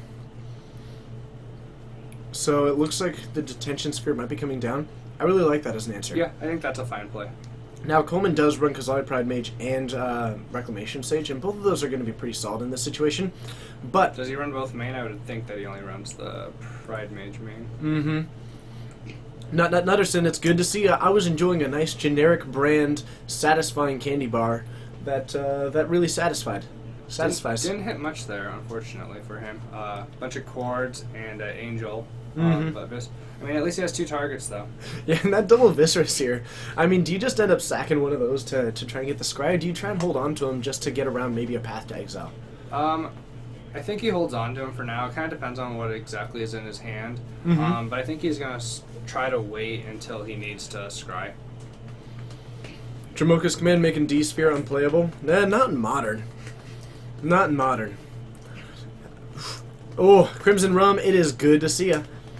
Yeah, I just can't wait until the next rotation for Standard. There are so many cards that I'm looking forward to rotating. I don't have to deal with it because I play Modern and Legacy. I mean, that's true, but I'm just hoping that we get some better red tools going forward as well. I know you do. I know. So we do go for the Collected Company. We do have the option of going for it here, but otherwise, looks like we have to go for the fetch first. So we if he hits it, he probably goes for it. Absolutely. He has to hit it first. Absolutely. I have seen a Dramoka's Command in Modern, actually, but not on anything like hyper-competitive, just at a local level I've seen it run. I've played it in decks before. It's pretty good. I won't lie. The card is good. It does a lot of good stuff. But it just usually is so shy. There's the Pride Mage as well. Ooh. And Sin Collector's very strong versus Esper. And Pontiff. Todd, pretty much all his one-ups. I kind of figured that it was a joke, Todd. Mostly because you talked about Detention Sphere, which isn't at all in Standard. Oh, man. Red is the best color. Meep, we're going to get along. Questionable, but it is what it is. TJ's makes some weird decisions, but that's true. That's all right. That's true. Todd, now you're just showing off. I appreciate it, though.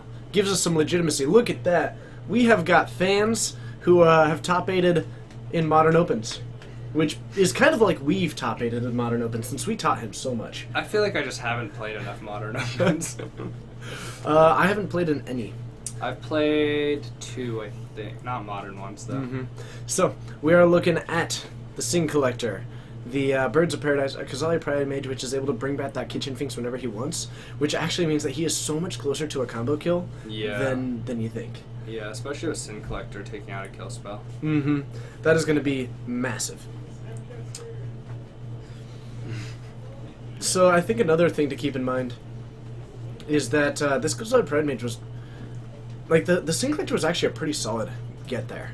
Yeah, against both this those deck. cards are very good in this situation. Mm-hmm. And I believe he had Pontiff in there too, which obviously these are the two better choices, but quite the options Mm-hmm. for him. Okay. Go top 8 with 4-color walkers. We are going to be playtesting it there. Oh, man, that's awesome. All right. JB Red Phoenix, I love it. I love it. Todd, I have no doubt that you're a phenomenal player. I've seen you play, actually. I've seen you do some gross things. I like... What was it? The last Standard Open when you were playing that Green-Black Delirium? All right, You here's got a that feature combo match right in here. round 3. And that feature match was just awesome to watch. So the Malira sticks? Yeah, and he knows her hand for the most part. But there's a you know. spell snare in there. Yeah. So takes down that... so the spell snare, definitely going to take that one down. Yeah, they rushed ahead a little bit. Absolutely. I believe he has an Eternal Witness, so he can just go for next turn. Mm-hmm. Well, I guess not, because she's got Snapcaster Spell Snare next turn as well. Yeah, but one thing to keep in mind is that Coleman has got a phenomenal just No, board you can state. just play it now. I didn't realize he had nothing on. Ooh. So, Gonna need to see a kill spell here. Coleman is... Oh my goodness. Yeah, And we're that's- picking up... Didn't have the kill spell. All it took was Coleman having one more mana to take down that detention sphere. Yep. Absolutely fantastic. So Coleman takes down game 1 with infinite life. For those of you unaware, what we just saw happen is that he had a Malira Sylvok Outcast. What that says that creatures you control, the relevant part of it, is that it says creatures you control can't have -1/-1 counters on them. Now, Kitchen Finks has Persist. So it's a 3/2 with Persist, which means that when it dies, if it didn't have a +1/+1 counter on it, it comes back with... Or if it didn't have a -1/-1 counter on it, it comes back with a -1/-1 counter. Malira says that it doesn't get the -1/-1 counter. You then use a free sack outlet in Viscerous here to sacrifice it an arbitrarily large number of times. Each time it comes back into the battlefield, you gain 2 life per iteration, and you get to scry 1. It allows you to stack the deck as long as it maintains its order. You can basically cut to whatever card that you need in the deck. Which And is usually the Murderous Red Cap. interestingly enough, a lot less recently. Yeah. A lot of Obzon Company players, and most, I think, are still running the Murderous Red Cap, but I think a pretty dedicated and in my opinion, correct group have actually started taking it out of the main board, and instead going for different options, because the Infinite Life is so often an extremely functional kill. I mean, I'm pretty happy when they don't have Murderous Red Cap in their deck, because that can be Infinite Life with Kiki Cord. Right, and so there's very few matchups in which they're really looking for it. They do still have the ability to attack for infinite, because when they're cutting the deck, they can end up getting both a Malira and an Anafenza, and if they have both of those out, they're able to stack up infinite +1/+1 counters Yeah. through the bolster triggers. So they have a lot of options as far as closing the game out without having a card that isn't hit off of company. And you're absolutely right that there's essentially only 3 matchups in which you really, really want that Murderous Red Cap, and again, it's not even needed. That's just the only 3 in which it's ever relevant, is Yeah. Infect, because they can be infinite life. Tron, because they can restart the game if you happen to not kill them that turn. And, again, that's kind of a narrow thing. And the Kiki opposing Cord. Kiki Cord. And Tier 1 Lantern Control. Mm-hmm. Oh, and Tier 1 Lantern Control. And I believe Coleman's also playing the, is it Archangel of Thune? Spike Theater combo? Which also allows him to gain infinite life and deal infinite damage. Yep. Will I be playing Legacy Eldrazi? I don't know what you're asking in reference to, but nonetheless. Sadistic, it's good to see you. Thank you so much for joining. Katsugad, yeah, I misspoke. It is a -1/-1 counter. Will the deck list be on the website, Alex the Great? We have cut back a little bit on collecting the deck lists as it currently sits, just because we're trying to put that time towards other ideas that we currently have. And that ends up taking a surprising amount of time in tracking them down, getting the deck lists up, doing all the sharing to where they need to be. And so we're cutting it back at the moment. We are going to get back to that point eventually, but right now we just unfortunately are backing a little bit down on getting those deck lists so on demand. I'd like to find someone eventually who has the ability to really track that down and monitor that. But as it currently sits, it would end up taking me on it, like it would actually take about 3 hours out of my week. Yeah, a lot of these decks are relatively standard too. You can go to like MTG Top 8 or something like that and find pretty similar company decks. As a Bluetron player, you don't care about infinite life. You just mill with Millsaver. Again, it's definitely one of those things to where there's a very limited decks, and they aren't even the ones that you expect to see at every tournament. Yeah. That you are really looking for that card, and even against Infect, Obzone Company is fine because if you're assembling this combo, you likely have Malera. Yeah. So there's definitely, it's mostly just that the Murderous Redcap is not needed. Yeah. Especially when Coleman I is agree for running the most part. the Spike Feeder and Archangel combo in the main, however. Yeah. Because of the amount of graveyard hate. JB Red Phoenix, Torpidor does stop the life gain. It does not stop the ability to scry through your deck because that is a sacrifice trigger. So yes and no. Yeah, that is correct. Okay, Aprakathak, have a good one. I hope you have a fantastic time. I look forward to seeing you next time. Illusion of Choice. Can you wait to see what everyone votes, then rearrange the votes? No. You would have to fire that off before the voting takes place. And I believe there's an order to it too. Like you go around a certain way. Left, Yeah. but if you're the one picking all the votes, then it doesn't matter nearly as Yeah. much. The spell color in her hand. I just looked real quick and I was like, I would like a Spell Queller. no, but Zealous Persecution. That is a Zealous. So, playing a little bit into the tokens theme, we do have what appears to be a Brain Freeze? Or what's that one? Flash Freeze? Flash Freeze. I could be wrong there. Counter target red or blue spell. Or sorry, red or green. Yeah. I don't think that's what it was, but there might be a Flash Freeze. And that would be an interesting card out of the sideboard. David, it's good to see you. Thank you so much for joining us again. By the way, Todd, I'm not sure if you're still out there, but if you haven't yet, you are welcome to post a link to your your latest TCG article. Also, just to keep this hype going, you can join it. Be sure to hit that follow button up above or down below. We do stream 4 times a week, 3 major constructed formats, multiple times a week. It's definitely worth hitting that follow button and joining us in the future. I highly recommend it. Also, let us know in the chat if you are brand new within maybe the last couple of weeks. I'd love to interact with you. No, this is actually a thing. Nice. All right. I'd love to interact with you and give you a warm welcome. So the other thing is that be sure to check it out on Sunday. You can see him in the chat right now, and you can click on that name, Todd Stevens MTG. It's the name in green with a sword next to it. Click on that one, hit follow on that channel, because you can find me on Sunday with a little Skype window, and I will be Skyping with Todd pretty much all day, doing some modern, some other formats, and whatever pretty much we want. The catchphrase that I came up with 2. I said, you cannot get a planes. the host with the most, with the player who casts Grim Flare, or the man with the tie and the host who is Fly. I kind of liked that one. Nonetheless, it's going to be a sweet time. I hope you're all excited for Sunday. Be sure to check it out there.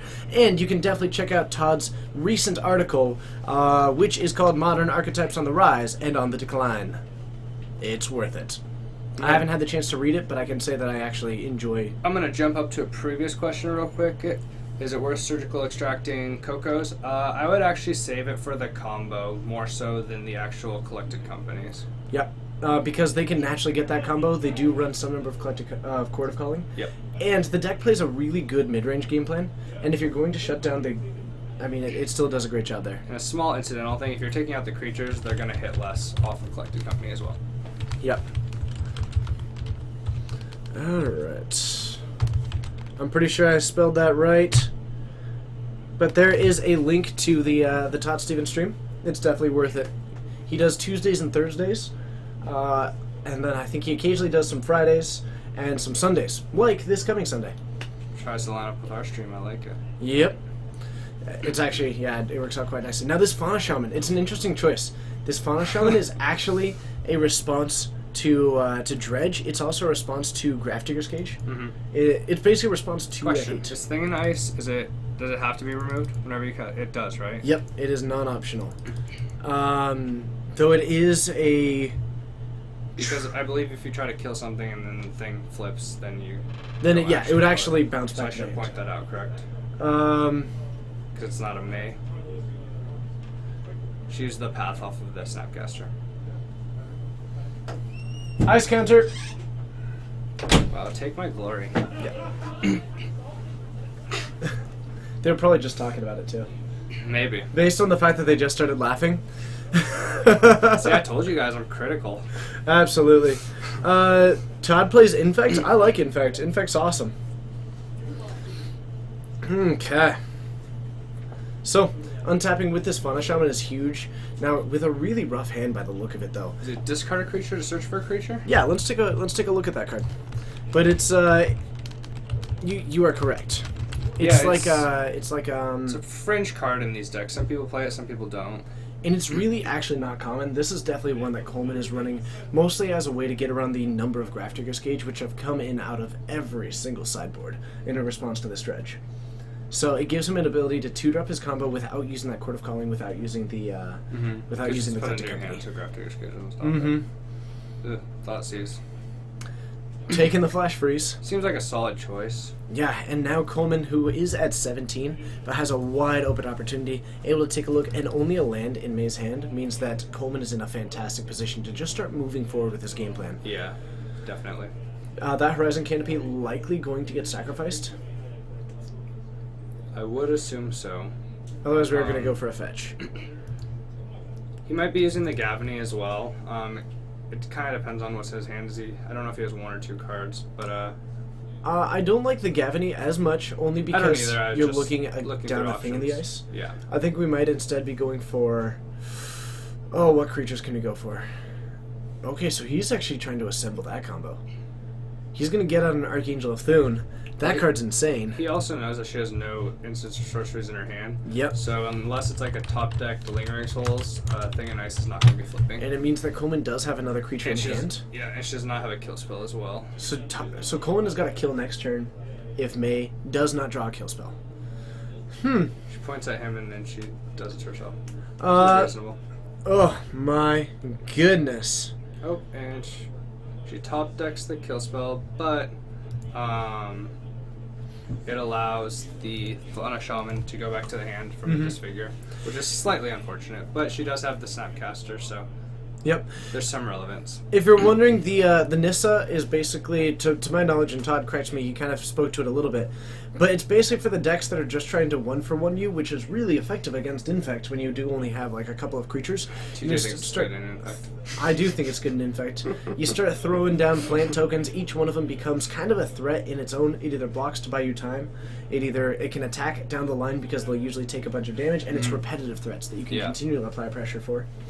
And it's just a card that the longer the game goes into, the more it takes over, because if they're prioritizing the actual threats, the infect creatures, you've got a ton of plants that have been building up and are actually going to just outvalue your opponent.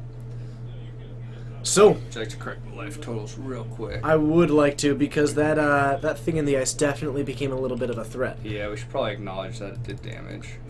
You don't see it often enough. No, absolutely not. So...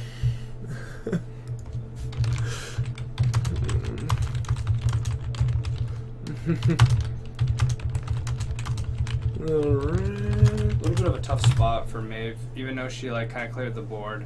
I believe Coleman has a Court of Calling, and he still has the Fauna Shaman Yep, and the Archangel of Thune. so if he untaps, he can drop that down, and if he has a land in hand, do you know if he does?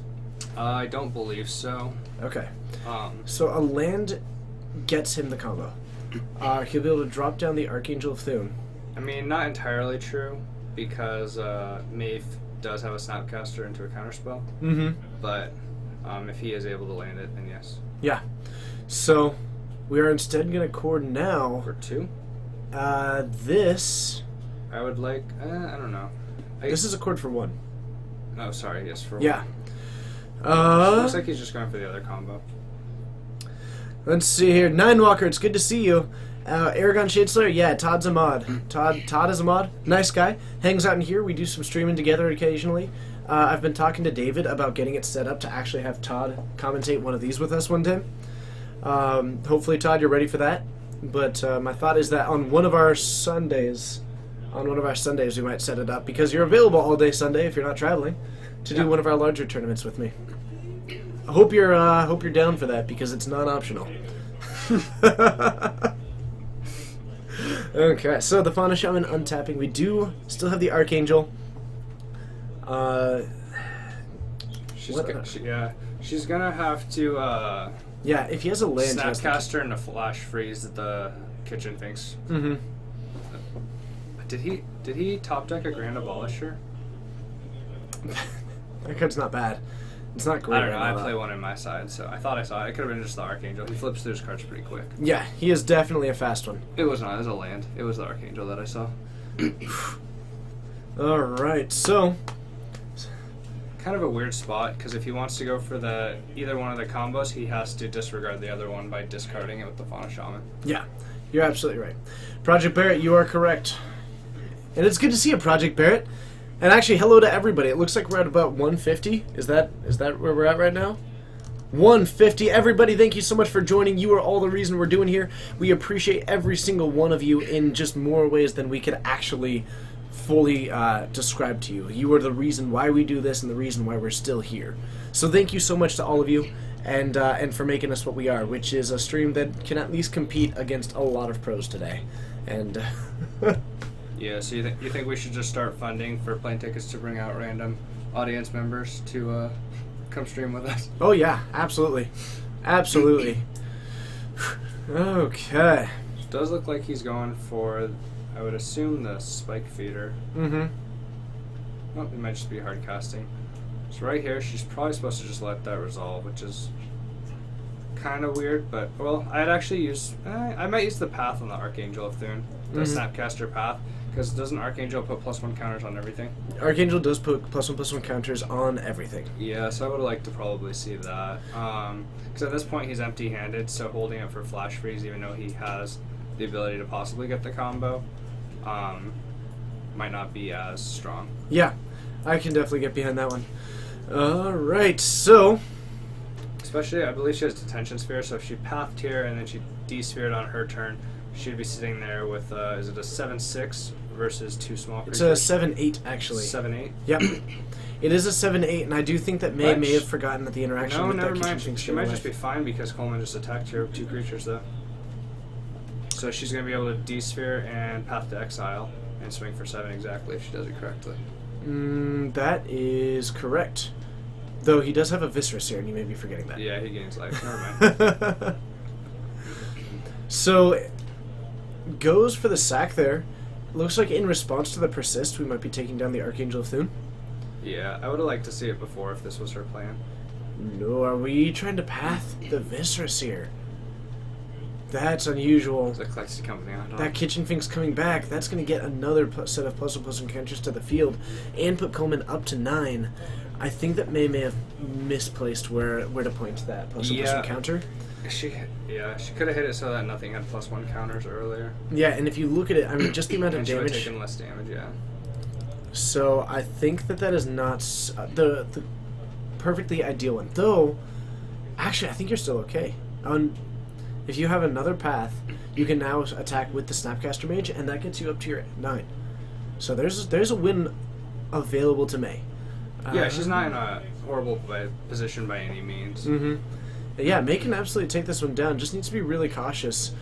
With that Archangel of Thune, I feel a lot safer swinging in with this 7/8 because Coleman might gain 2 life, sure, but he now doesn't have that same avenue to +1/+1 counters. He does have the Gavany. He has the Gavany, yeah. It's right. kind of a weird spot. Right, and actually, yeah, that just makes it so difficult. Absolutely. Huh. What's an oof? That's an oof. Tefuriaz, it's good to see you. Thank you so much for joining. Man, this is awesome. Thank you, everybody, for being a part of this community. I get so excited and hyped about it. So Tasigur comes on down. Also going to be able to draw Maeve into some of these other cards. Overall, Yeah, I believe. I don't think that Zealous Persecution is great. Likely May would just end up getting that back. Yeah. It looked like she was in an alright spot, but I believe Coleman had collected company on top, so things can change rather quick here. Banto Eldrazi is definitely here to stay. That deck's not going anywhere. That one's solid. Yeah, they did very well, I believe, at one of the Star City Opens this past weekend. Yep. That's true. That's true. So, we're going to act... Ooh, are we not? Oh, Collected Company. We don't have the mana to activate this Gavany, so I'll be curious. Coleman needs to actually decide if he wants to go for that one. I'm okay with just passing the turn and using this to maybe block with the Kitchen Finks, get the +1/+1 counter on it, because if you get another land, then you are in such a good position.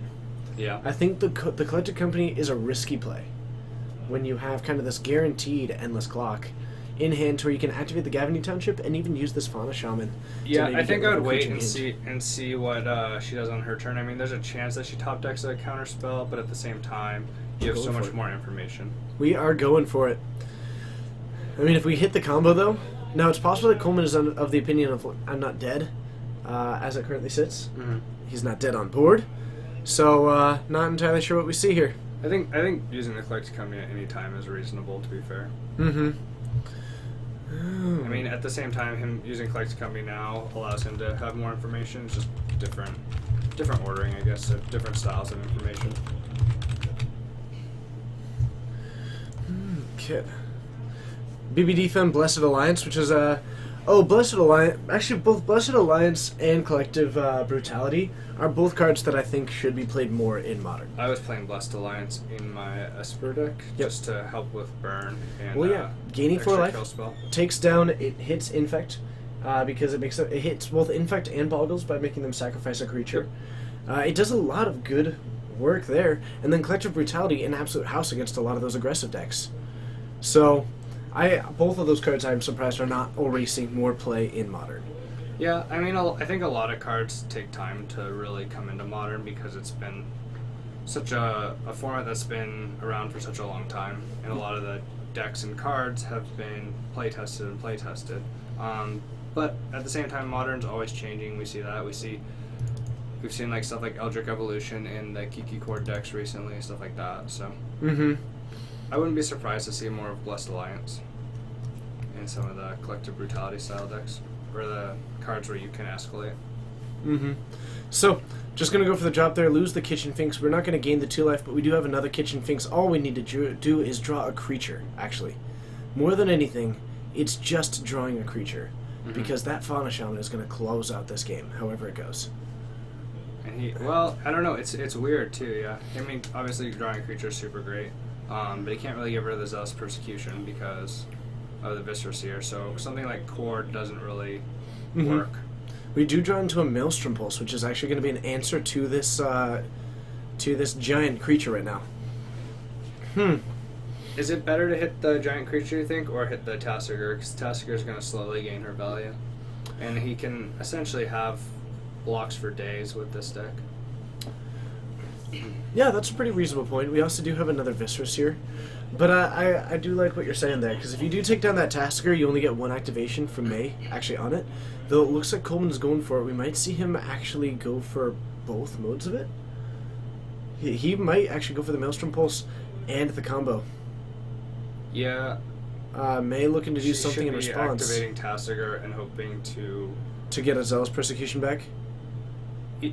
Either way works, honestly. A Path to Exile, a Zealous All three of those work, Persecution, because and Flash a... Freeze will stop him from playing the creature. Zealous Persecution No, will... he can get an Anafenza. You're right. And he's going to grab an Anafenza, the Kintree Spirit. Or he's going to grab the Archangel. Yeah, he could have just got Anafenza, though, and won the game, I believe. Yeah, that seems a little bit If interesting. he gave her Flash Freeze, you're correct. Because Zealous Persecution would kill the Viscera Seer, and Path would obviously kill whatever. Huh. Yeah, that is a little bit interesting. God, I'm so happy he misplayed.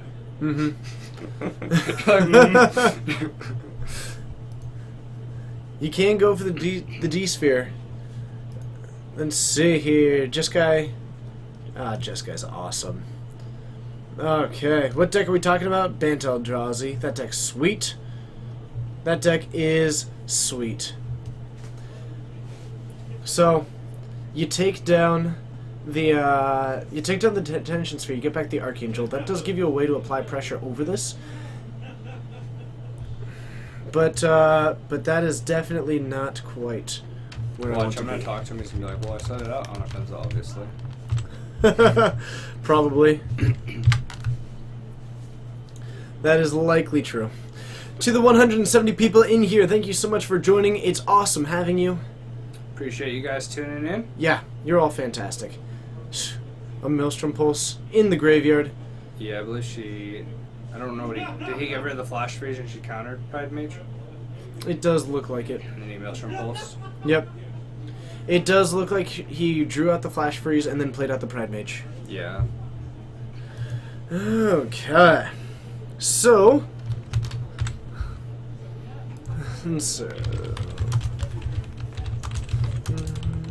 Yeah, yeah.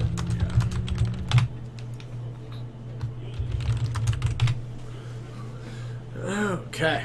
Hey, Kale, He did still you... does gain infinite life, and he still has infinite creatures. So I guess either way, either place is technically correct. Because it'll still come back with the +1 counter from the Archangel of Thune. That's true, but I guess I think that one was really relying on the fact that May would counter the Maelstrom Pulse. I still think that the Anafenza Well, was no, probably the safer either one. way, because he plays Qasali Pride Mage, he kills the D-Sphere, or he plays Maelstrom Pulse and he kills it, so one of them's getting through. Oh, that's true, because the Maelstrom Pulse can also just take it down. No, Yeah. you're 100% correct. Okay, so just goes Dang it. for that, yeah.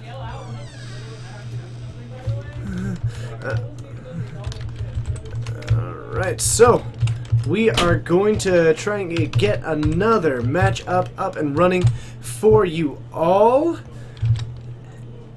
And let's see what we can do. We'll see you up there.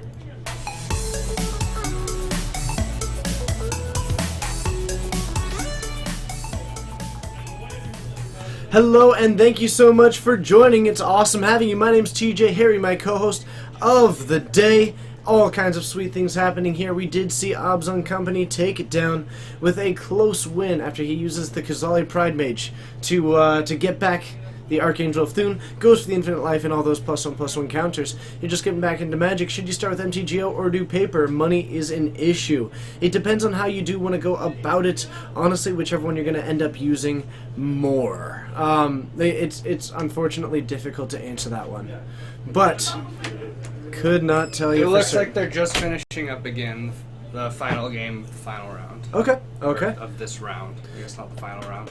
To Mountain Brew, I would actually say that Coleman is actually quite a kind player. Like, Coleman's a really fantastic opponent, actually. I've never really had any issues with him. Nice guy, laughs a lot, plays unusual decks pretty frequently. Man, I really do need a haircut. That is just going to get me all day. Told you green paint, then they won't even know. Green paint, just dye my hair green, and then I always look like I'm just a floating face. Yeah. Ooh, I'd look like the Great Oz kind of thing. I can totally get behind that. That sounds fun. That sounds like a lot of fun. But we are getting ready for round 3. We're working through them pretty quickly here tonight, but we have had some pretty cool matches. Joe still recommended or requested, so Okay. we can definitely work on that one if he's open to it. Yeah, we still have the Waste Not deck that everyone was requesting. In the Hands of Donovan, definitely a solid one there. Am I lost in the woods? Definitely not yet. Todd Stevens, have a good night. I know that it's late for you. Be sure to check it out, though. Todd's stream on Sunday. I'll be there doing some commentary with him, talking a bit about his plays.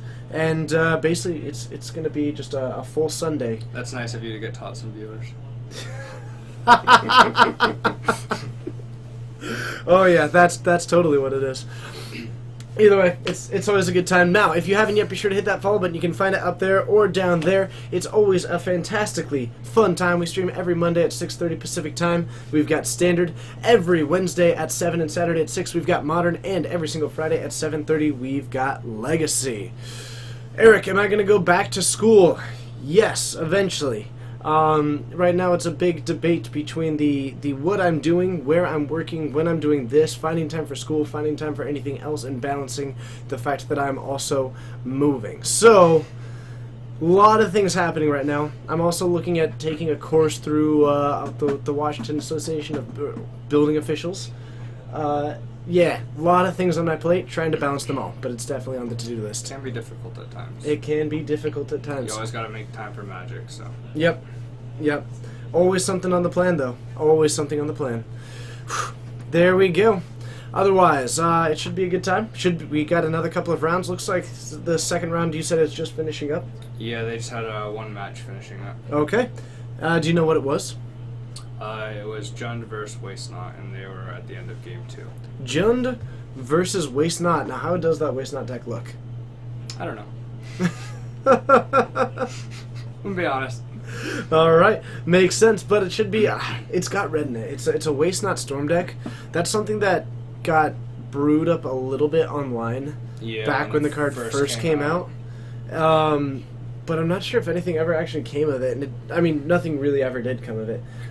Donovan possibly just digging deep into the recesses. I mean, of the I internet feel for like this Storm in general hasn't been as relevant as it was in the past years, so I think that's part of it. one. Idle and the Great Rebel Yeah. did a huge amount to stop that Yeah, deck. it did. Now you basically have to be Huey Jensen if you want to have any massive success with it in a tournament. I think they're done. Are they? Okay. So round I 3 don't think should they've be coming up started yet, so. shortly. Let's go ahead and get ready for that one. Otherwise, Harry, thank you so much for joining me today. It's awesome having you. Molo, It is a pleasure. thank you. I'm glad that it is. Tell us a little bit. Why don't we go into when did you first start playing? I think I first started playing around the original Ravnica end of Kamigawa block. Mm-hmm. And that was back in high school, and it's more casual. I stopped playing probably around what came out first, Lorwyn or Time Spiral? Time Spiral came out first. Okay, so I stopped playing around Lorwyn, and then I picked it back up around Theros, and then started playing competitively when I got back pretty much immediately. Mm-hmm. First FNM I won off of a budget deck, so that was pretty cool. And then from there, Next round is up. started doing well. Brilliant. We're trying to do well. So round 3's up. Magic, so. Harry's gonna find us a match, and should be pretty solid there. So we're gonna get another match for you. Harry's gonna take a look, see what he can find, and we're gonna get something particularly awesome out there. So it looks like Harry did come in, started competing in Theros, which actually, interestingly enough, I actually just found that out. We both started competing with the introduction of Theros into the Magic realm. Looks like we've got some cat facts happening right now. Do they really want to see Waste Not? It's against the Eldrazi Taxes, so it's have the same matchup, because I assume you want the finals, the 4th round. Let's go for it. That deck will be sweet. Yeah, if they're both okay with it. Okay. Yeah, let's do it. Let's do it. Absolutely. That does sound like a fun way to go about it. So, we're going to have that Eldrazian Taxes going up against Donovan's Waste Not Storm. My goodness. Alright, so we got Eldrazi Taxes versus the Waste Not Storm. Now, his name was Justin, right? Yes. Waller, Okay. I believe. Mahler? I thought it was Mahler. Maybe. Possibly. Let's see here. Looks like it's... double check if it's Mahler or Waller. Alright. Justin, was it Waller or Mahler? Alright, perfect. I think that's what we had the first time. Yeah, Waller with the W. It is. And he's going to be going up against Donovan. Donovan playing Waste Not Storm. Well, everybody, we designed the card. Donovan picked up the deck. So we're going to see what we can do.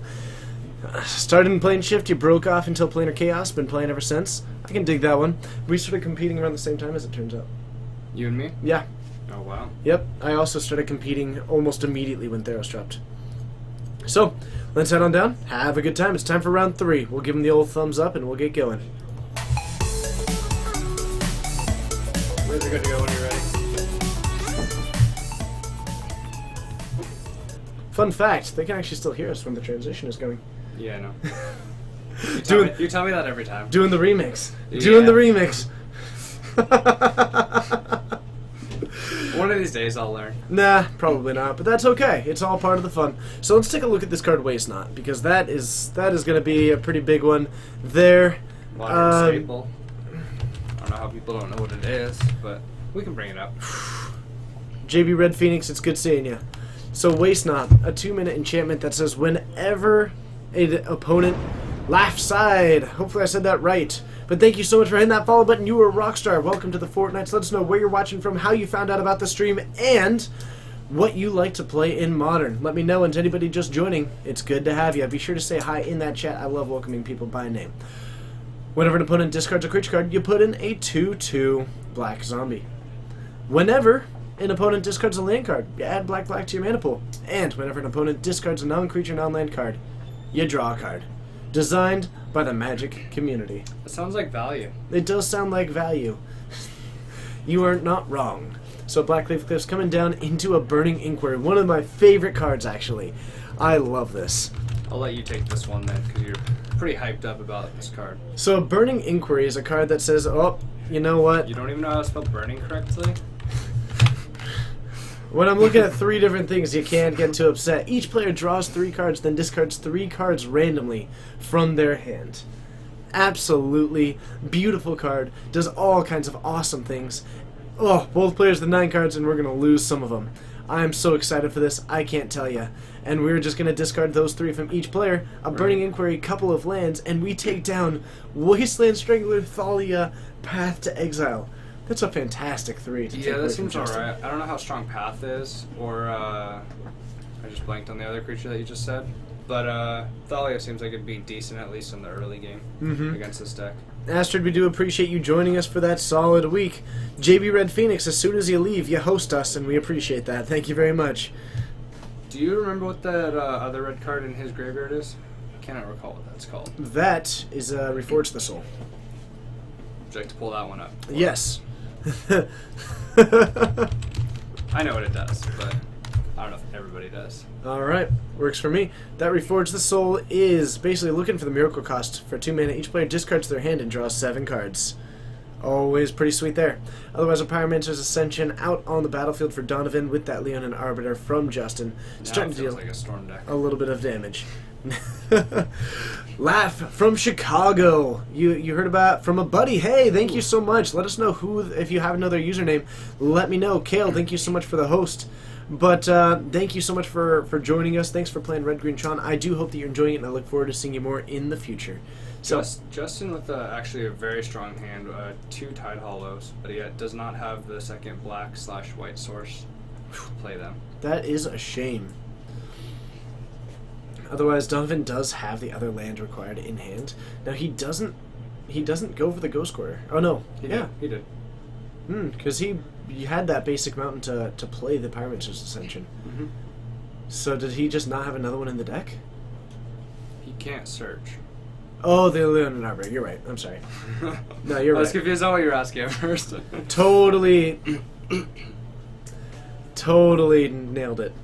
Yeah, you can search the top 0 cards, I believe is the wording. Oh, okay, that's what it is. So an Inquisition, and we're actually going to take a look at these Tide Hollow Scholars from Donovan.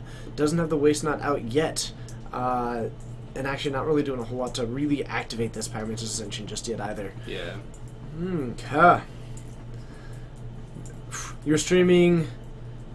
I'm not sure if you meant Fairies or an actual game called Faria. I have no idea. But I don't really have a whole lot of time to try out any I feel other like it's games. a different game the way he's talking about it. I have no other time to actually try out other games. We're going to take out a Tide Hollow Scholar from Justin's hand here. Do we think that Blue-Red Storm is better? Yes.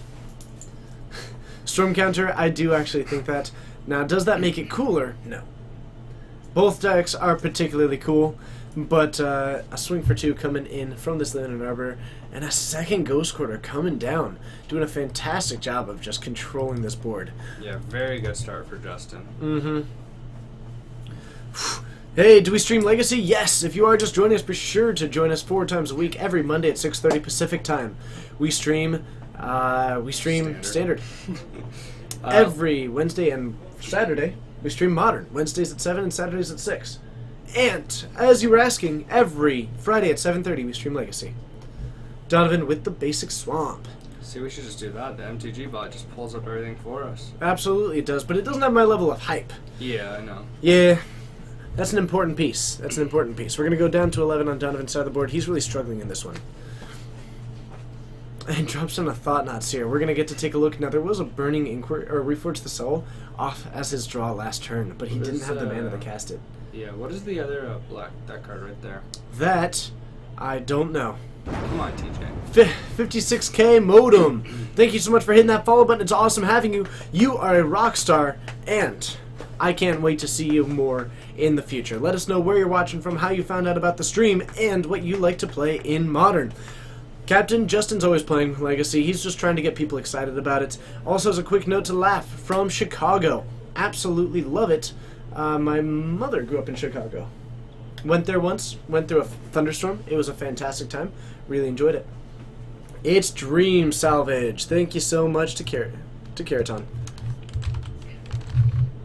Apparently we need to watch more Modern. So we know what Dream Salvage does? Draw cards equal to the number of cards target opponent discarded this turn. I haven't seen this since some old school 8-rack, actually. Seems My reasonable goodness. in this deck. Yep. Man, that is sweet. You want to find out what that is? No, someone's just gonna tell us. I'm gonna find out. It's like prismatic, something like What's that? Oh, okay, thank you. I don't recognize the card of that, or the art of that card. So that is a Locket of Yesterday's. Woo! There we go. So Locket of Yesterday's spells you cast cost 1 to play for One each less. card with the there we go. Cost 1 less to play for each card with the same name in your graveyard. Alright, so, true, if you do want to take out that Reddit thread, maybe toss some comments in there, maybe give some nice words, anything like that, if you'd like. I certainly appreciate it because, I don't know, it's a good way to get people here joining this community. And that is always a good thing in my book. I have a side question. Tell me about TJ. that side question. Do you know if Magic Online you can set up your own tournaments? I don't believe so. Or could we make a bracket? It'd be cool to have like a Magic Online tournament with a bunch of the viewers. I would love to do that eventually. We are also looking at doing a host tournament soon. So more swings coming in towards Donovan, who's going to go down to 2. He needs to go off this next turn, and he's going to do it with almost nothing happening in hand. So, let's see here. Would we consider an MTGO stream for the fans who can travel to Washington? Wait. Oh, who can't? Do you mean That's what I can't? assume. I assume so. Right now, I have no access to Magic the Gathering online. I do. I don't play it. When I'm not at this store, my internet is a mobile hotspot with a data cap. So you can do private matches, so you could technically set up a tournament. I think that'd be cool sometime. Oh, you can? So maybe we could do that one day. I would be interested in doing that. Just finding a way to stream it would be interesting. But, I mean, they do things like that with, like, other streamers. They have to be able to, because they do like the Vintage Super They League. do the and Super stuff League like and all that yeah. stuff. So we'd be able to do things like that. I'm not sure how well, but we can certainly look into that down the line. I just have no actual way to play it. Though as You soon just as... gotta buy them to burn. Just- Just like $5. I need internet, not Dex. Oh. Yeah. You can come chill at my house. Cool. Come to my place. It's free. So, actually, as soon as I do move, as soon as I do relocate, I will be picking it up. I'll likely be picking up a desktop, and enough people have said that they would watch me stream MTGO Yeah. that I'll likely end up getting all the streaming equipment to maybe set it up. I realized that, Coleman. I was just trying to think of ways to interact with the viewers outside of this. I can't remember when I was saying that I can do this. I can do this. I can... Oh, wait, I'm pretty sure I was trying to fix something when I broke it. Sounds about right. It does sound a bit right to me. My goodness. Psycho TKT, it is good to see you. Thank you so much for joining us. My arm looks a little bit rubbery right now, but I can kind of dig that. Man, do you ever just get that, like, I've got that, like, ever so slight, that super, like, weird, just minor soreness from when you get your flu shot. Yeah, definitely. You know that one where you can just, like, feel it. It's like someone walked up and they were like, that. It just lasts forever. Yeah. So, otherwise Donovan going to be on the play. That Burning Inquiry last time, maybe a little bit bold, and seems to be siding some number of it out in this matchup. I'm not really sure if that's a card that you ever side out. I think the Burning Inquiry could have just hit a little harder. I mean, if it hit the 2 Tide Hollow Schoolers or the Thought here, I think it would have been a lot stronger. Or the mana. Because it was like, I just feel like Path wasn't quite, it's not strong in this matchup, stuff like that, so he kind of just got the worst of the luck. Mm-hmm.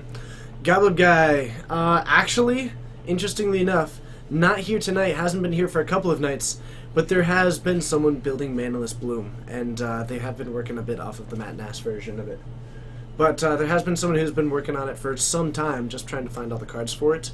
And there will eventually be some manaless or some bloomless Some amulet. blooming in here. Yeah. Yep. It'll be pretty sweet.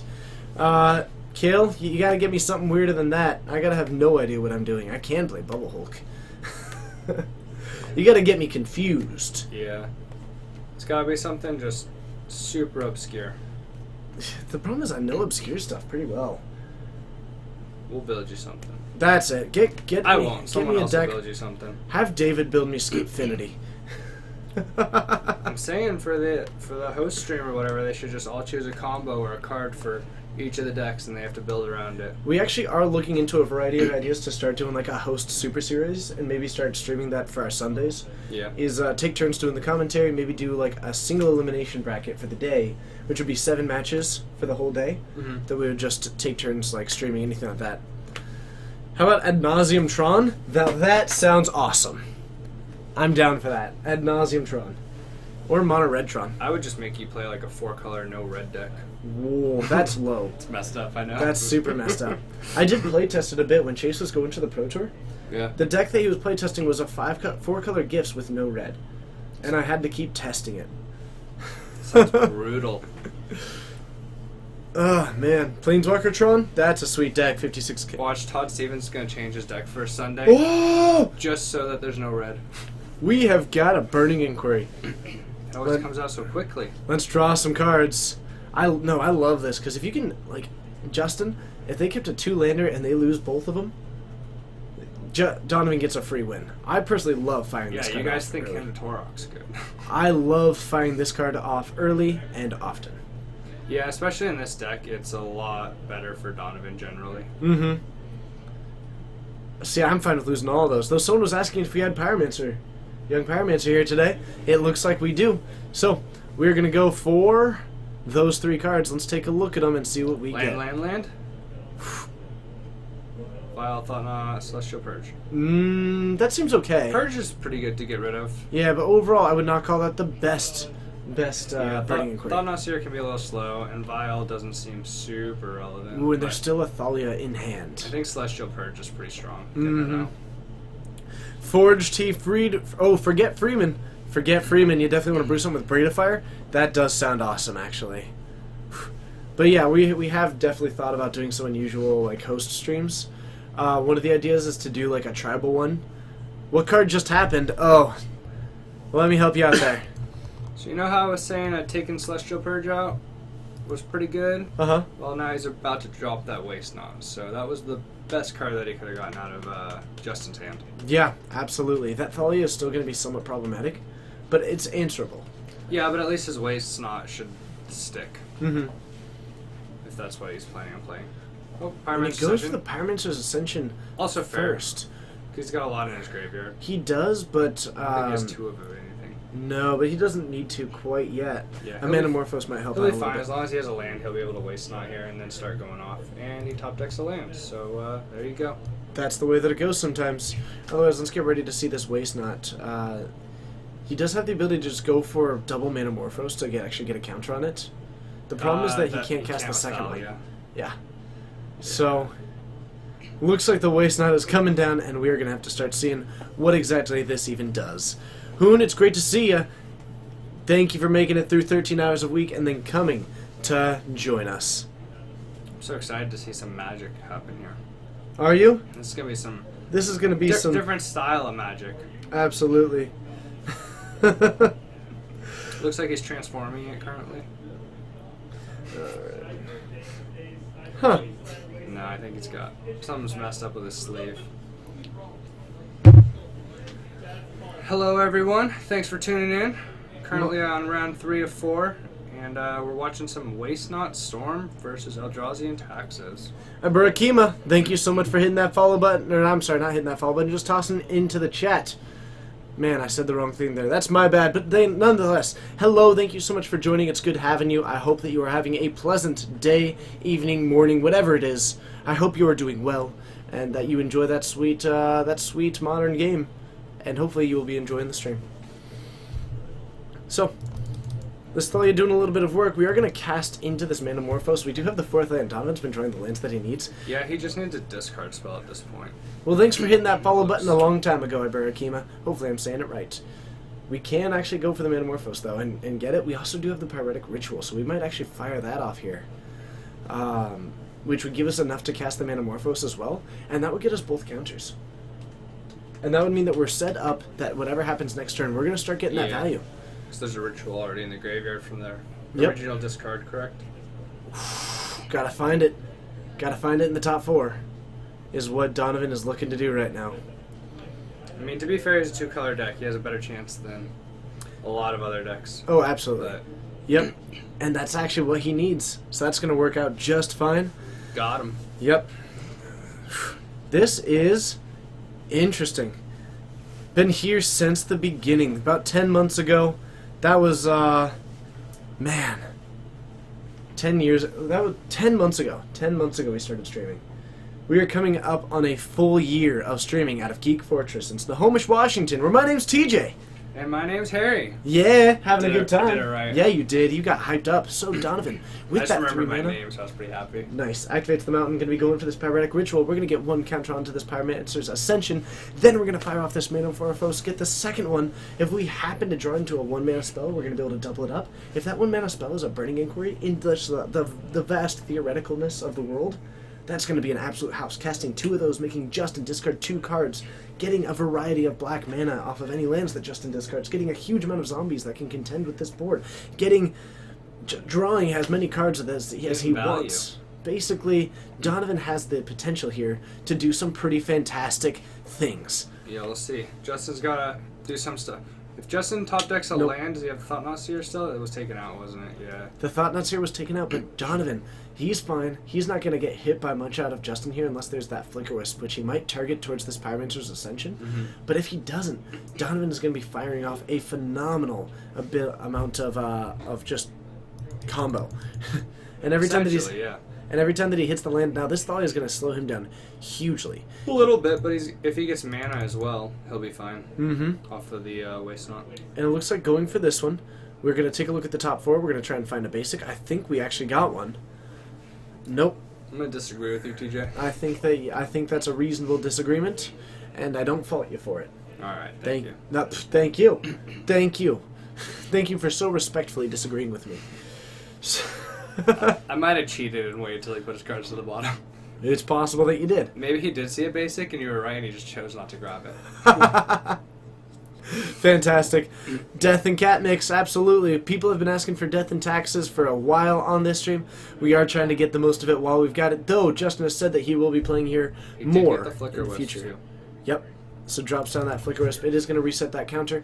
Donovan still has got a lot of tools that he can do as far as interacting with this board. I do believe that he has yet another cantrip in hand that he's going to be able to get at least one of those counters on. Start fighting forward. Still, this is going to delay him. And Yeah, especially with the Thalia as well. Yep. So we're going to go for a Faithless Looting. That seems pretty good. It seems pretty I was good. thinking for a second, I was like, oh, his opponent's discarded, but He I also lied. has a land and a Lightning Bolt. That's what So I he's saw. able to take down the Thalia this turn. TJ's seal of approval right there. Oh my goodness. Mountain Lightning Bolt? Yep. Yeah, absolutely. But if you drop that down, you take down the Thalia. Next turn, you are looking at a huge capacity to start firing off this. Yeah. And if you take down the Thalia, you're taking 6 next turn. You're going to go to 4, which is not ideal, but it's also not bad. So, ooh, we're going to be going down to 2, actually, for this. So we're going to go down to 8, and we're going to Lightning Bolt this Thalia. Looting does not cost 3. It's a 1-mana spell, so it is just going to cost 2 to use.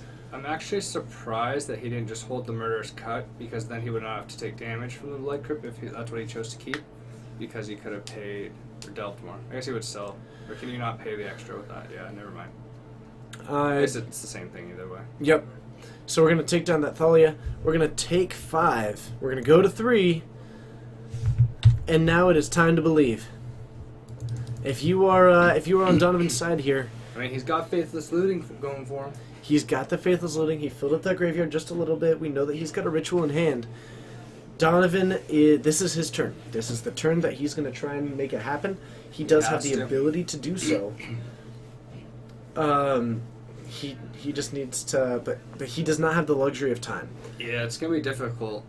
Now he Especially with can flyers. get It's not enough gonna of a block. discard. If he happens to get Justin to discard 3 creatures, something like that, he Well, he can't can't- survive. He can't block because they have flying. You're right.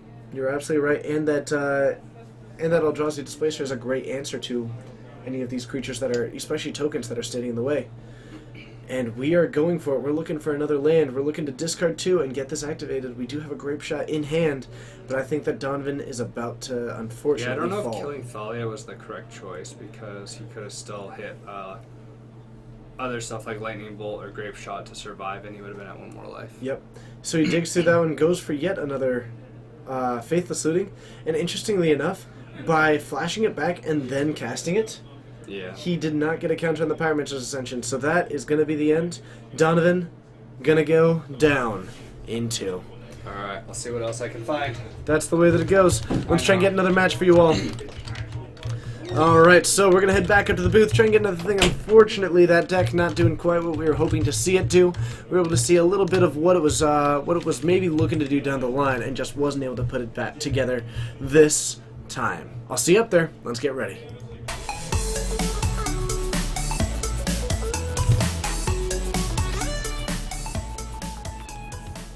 Hello, and thank you so much for joining. My name's TJ, and I'm joined today by Harry, who seems like he has already gotten another match lined up for us by the look of it. We're as he gonna walks move back in. Esper Gifts and Dredge over there on the table right near them, so they just started their game, so Absolutely. seemed like a good transition. And can you, Chillith, unfortunately, you did just miss the second time Taxus was on camera. Yeah, but we will have the games on Twitch past broadcasts and later on YouTube for Yes. you to rewatch. Yes, we will. Yes, we will. Thank you so much, Harry. So, tell me a little bit about what these players' names are. It is David Bradbury and what is your name? Sorry. Sorry. Okay. Troy Liber. Do you have him in the system? Let's, How do you spell your last name? L-I-R B-E-R-G. Perfect. Liberg. Perfect. Sorry, thank you. This is actually 4-color gifts, I think. Let's go ahead and put Esper Gifts, though, because I think it's going to be an accurate representation of what the deck's game plan is going to be.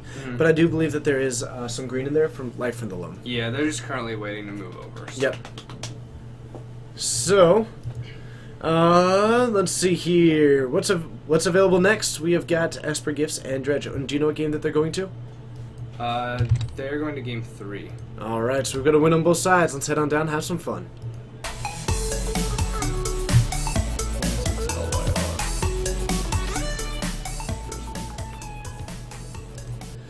All right, so Esper Gifts starting. I've got the wrong sides here. All right, so we have got. Are we good? Yeah. Okay. I got the wrong sides there. Let's fix that a little bit. Waste Not isn't terribly new. Do we think that we'll be getting Waste Not Storm deck list? I don't expect to, Foxfire, but I can certainly ask and do my best to. But, Karatorn, your English looks fantastic. Yep. So, we are going to Dredge. We are getting a Narcomoeba off of this. It looks like, yeah, he has 4 colors. I see an Abrupt Decay in his hand, I believe.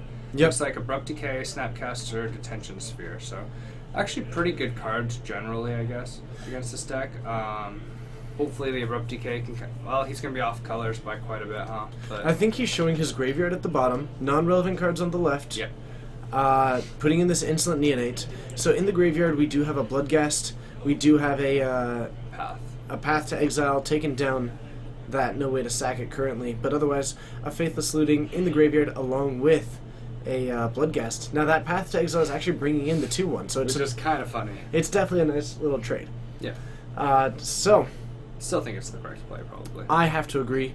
The only interesting thing is that David did miss a land drop, based on what we saw, and I might be okay with letting that happen, actually. It is the one deck where you can miss your land drops. True. Yes, but David also didn't have another Dredger in in the graveyard. Now he had the ability to get He has one. the Neonate. That's true, and that pretty much guarantees it. Yeah, because we saw the Grave Troll that he had previously dredged. Karatorn, thank you so much for joining us from Canada. It's fantastic having you. You are, every single one of you are absolutely amazing, to all 180 of What do you. we got? A Neonate, which is, the bridge is the only relevant thing that he hit, Mm-hmm. which is unfortunate for him, but bridge isn't bad. Okay.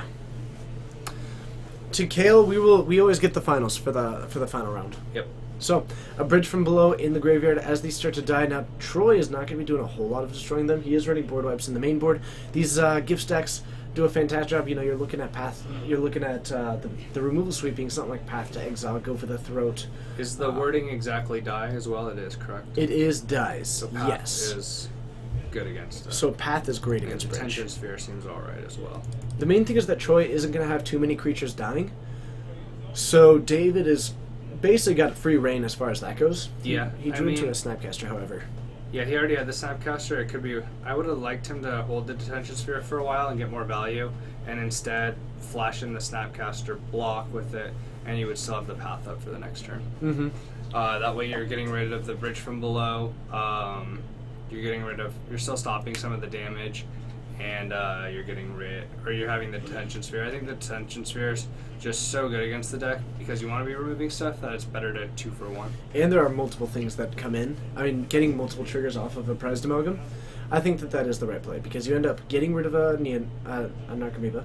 You get rid of the Bloodghast permanently. Mm-hmm. Yeah, I think that's a great way to go about it. They will get one zombie Yeah. with the Narcomoeba dying.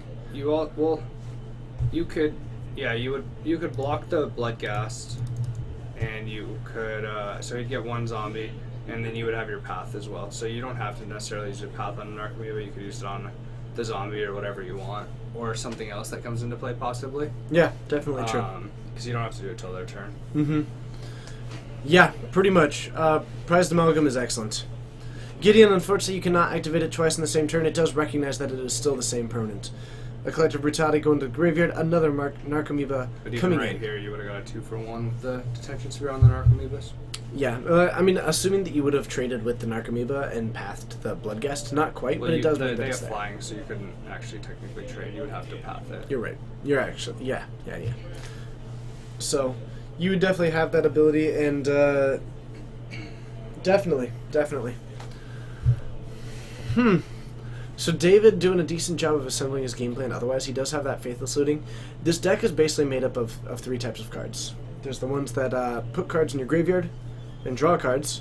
There's the dredgers, and then there's the creatures that care about dredging. And there's the lands. And he's been having a pretty good run of hitting all of those as needed. Yeah, he wasn't early on, and now he's starting to really get his game plan down. Mm-hmm. That forest on the right is a full art from Zendikar. I believe. Should be. Yeah. The one in the middle, I assume that it is the one in the middle. or the land on the right is Dakmor Salvage, and then the card in the middle is Foil Forest. Right. And Dagnall Savage, pretty much the worst dredger in the deck. But it's still a dredger, it's just there for extra utility. Yep. Absolutely. Okay, so... You like how David is presenting the yard? We talked a little bit about this. I like his idea a lot. He stacks up non-relevant cards on one side, cards that will be relevant in one area, and then he just makes it to where the graveyard is easy to understand.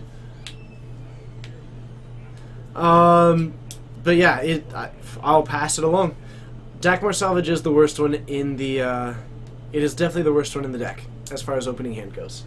If you're looking at your opening hand, that's your only dredger. You are I feel like I usually could not. argue Forest is the worst. Forest? No, one of the worst worst. dredger. Oh, worst It's the worst yeah, dredger. yeah. Rest in peace. Pretty good here. Yeah, because he won't ever have a chance to flash back the card. Interestingly enough, Enchantment Destruction. not as bad as you'd think, actually, Why? because He can't do that. yes, he can. Oh yeah. Rest in Peace has an enter the battlefield ability. Claws, yeah. It is a triggered ability of entering the battlefield. I mean, says it's still when it- relevant in the. At least he removes everything, but yeah, you're correct. Surprisingly, not as relevant as you'd think. Well, removing everything. Yeah, but it's a lot less than people assume against this deck. It's huge. Don't get me wrong. The card is huge. But when David has the ability to remove it in that specific instance, and this is a fantastic ability for David to be fully aware of exactly what the card does. Yeah. The fact that Rest in Peace says the only static text on it is that if a card would be put in the graveyard from anywhere, exile it instead. It has an enter the battlefield ability of exiling the graveyard. David flashing that back in response to that, fantastic, still loses it, but he can rebuild from that point. Yeah. All he needs to do is have this Stinkweed Imp die as its slowest enabler. Path to Exile, still unfortunate, but there's so many pieces that are going to get him back in this game while he's still applying that pressure. Troy in a definitely rough spot. Now, I don't want to say that David is still guaranteed to win this game. This is a huge setback. I think it's very close. We've seen multiple Snapcasters in hand, which means he at least has another path, essentially. So I think it's far from over. And does have the other Stinkweed up. The point that I'm trying to make is that Rest in Peace is not the blowout that you think it is when going up against that. Oh, I know. I I played against him last week, and I think he essentially did the same. I think that Troy was not aware of that interaction. So, Snap Path. That's in the... oh, no, because he took out the Rest in Peace. Never mind. I was going to say that that's exiled, but it's not. Yep. Thanks. Thanks for catching me. Not a problem. So, past that Stinkweed and really doesn't want it happening. Vengeful Pharaoh? Is that what it's called? That is a Golgari Thug. Yeah, you're right. Golgari Thug. I was just trying to think of what cards I don't recognize. Oh, I typed it into the chat instead of where I wanted to. They appreciate it. Yep, I'm sure they do. So, Golgari Thug coming down the 2-mana 1/1. That when it dies, you put target creature card from your graveyard on top of your library. Not incredible, but nonetheless. Kale? Yes. I think Dredge is going to stay for a little while. It's kind of like the same idea as Affinity, where there's so many hate cards. So it's just... the meta's going to have to adapt. It's so new that no one has... Like, it's not new as far as a brand new style of deck, but... Elish Norn coming down. Yeah, that seems really good. Yeah, I don't really like Bantox. Trick Moon's good to see you. Thank you so much. You are a rock star. Thanks for joining the Fortnite. I look forward to hanging out with you more in the future. Be sure to jump in that chat and let me know where you found us, or how you found us, where you're watching from, and what you like to play in Modern. But yeah, like I was saying, I think Dredge will be here for a little while, because there's so many hate cards. People just have to adjust to the meta.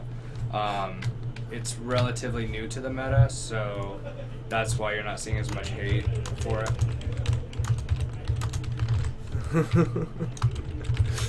Alright.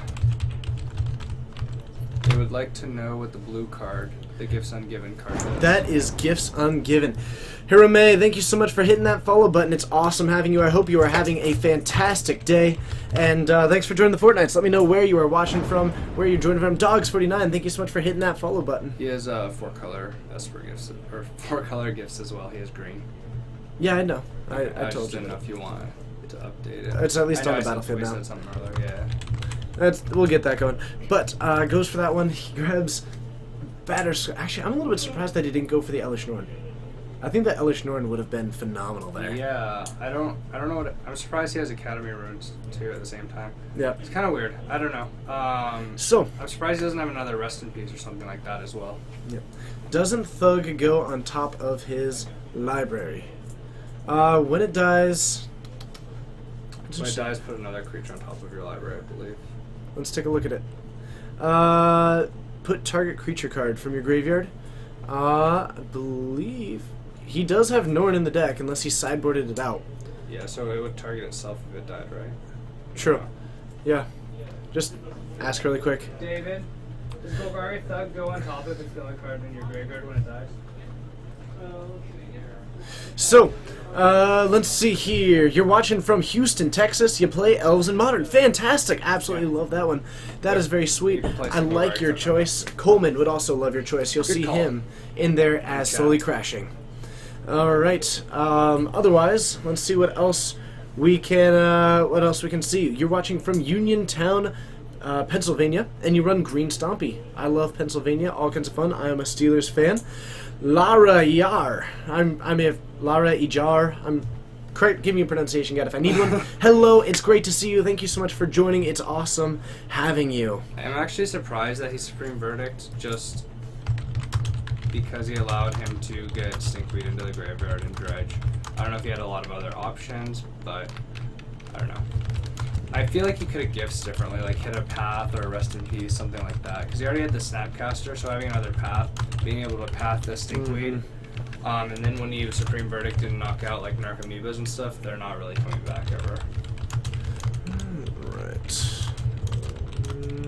And Explosive is kind of awkward in his hand as well because he doesn't really want to kill his Detention Sphere.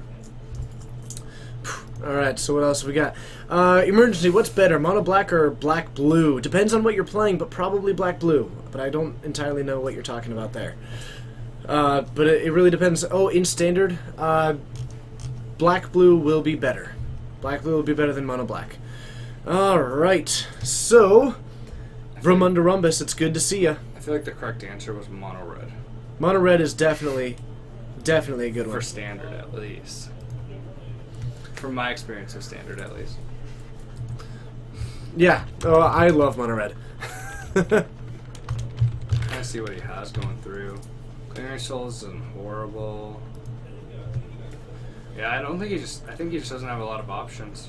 So, oh, and you know what I'll tell I think you? he should have got Path for sure. He should be getting Path. I can tell you what he did. He took out those, because he was depending so much on going for a rest in peace, Yeah. he took out the bombs.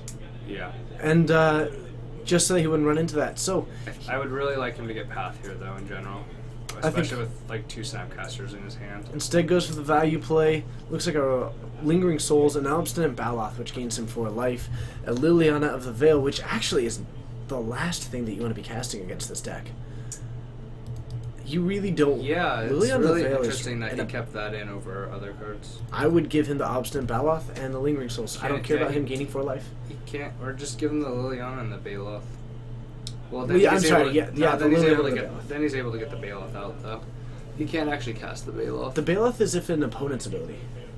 Oh yeah. Right. Yep, I think the Baloth and the Liliana is what you go for. Yeah. Because, like, David, if he pluses, David puts one of his dredgers, which we know is in his hand, into his graveyard. I don't see how Liliana can be very good against this deck because even if you ultimate and you destroy all their lands or something like that, Yep, they great. can still return everything eventually. Great choice here by David, going with the play that I think gives him the most utility here. Yeah.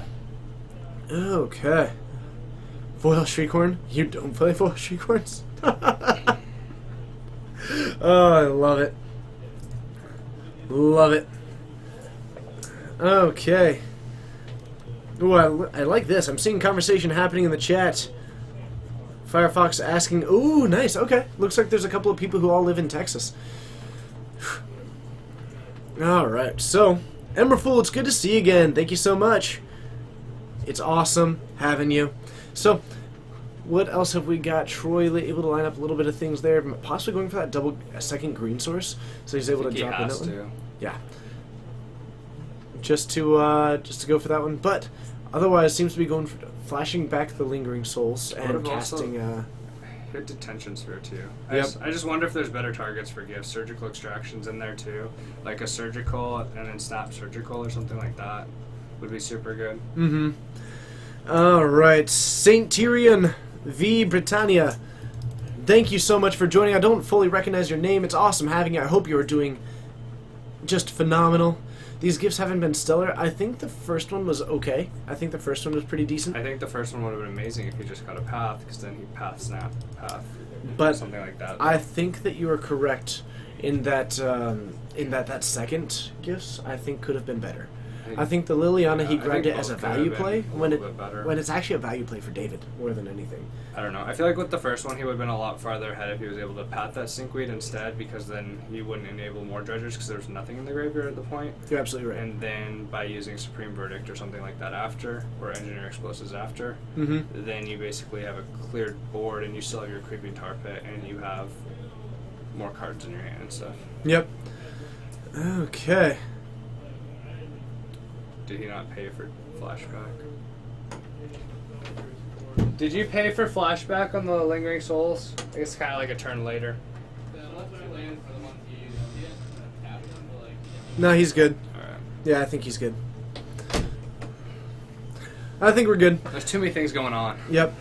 Living Wish for Elish Norton. That's legal and modern. Oh, love it. No, I think the main thing here is that Slowly Crashing bringing up a solid point in that basically Troy doesn't play much modern. Still getting used to it, still likely learning these gift piles. Yeah, which because is fair. Gifts is a very difficult deck to play well. Knowing which gift piles to go when, how to stack them in a way to where they have inevitability. Yeah. Because you always get what you want, but it's a way to pick it to where you get what you want when you want it. Yeah. And there's a lot of different variations on what you can do. I'm not going to be the first one to call gifts an easy deck to play. So I think that is important. Alright, I guess I'll have to do it. Gifts is an easy deck to play. There you go. Gifts is totally an easy deck to play. Second. No, but it's not. But it's not. Hello to everybody. Looks like we are just over 200 people. Thank you so much to all of you here. Let us know how you are joining us, if you are just joining us, whether it's from Reddit, from Twitter, from another Twitch stream, from Twitch itself, from a friend, from, I guess, if your dog happened to toss their food around in a way that spelled out our URL. Whatever it is that brought you here, let us know, because it's really important to us And to then go know. gather your friends so that they can let us know. Absolutely true. But basically, it's important to us to know what's working and what isn't. And also, as we're trying to build up this community and try to get to a point of getting that partnership, which we were denied for, we're trying to rebuild up to a point of actually getting there. So any support that you can give us is always massive and important, and I can't tell you all how much we appreciate it when you give us. Basically, even just by watching it, it means the world to us. So thank you. It looks like Troy actually is going to win this game still. He has multiple Snapcasters in his hand, and drawing that into that mana leak might be enough to get his extra damage through. It's close, though.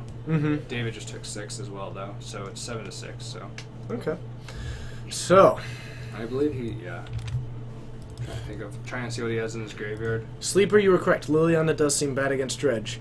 Jason, watching from Germany, thank you so much for joining. It's awesome having you. Papa Tritty, you are more than welcome. We love doing it. Saint Tyrion V. Britannia, I hope you are enjoying it. I hope I pronounced your name right because I did it on the fly. KF1100. From Don't Twitter. like that play. Who on Twitter sent you our way? I'd love to know. Thank you so much. Invisible Ninja, thank you so much for clicking. I hope you are enjoying it. I hope taking that chance did pay off in the end. I think he should have just taken 2 there.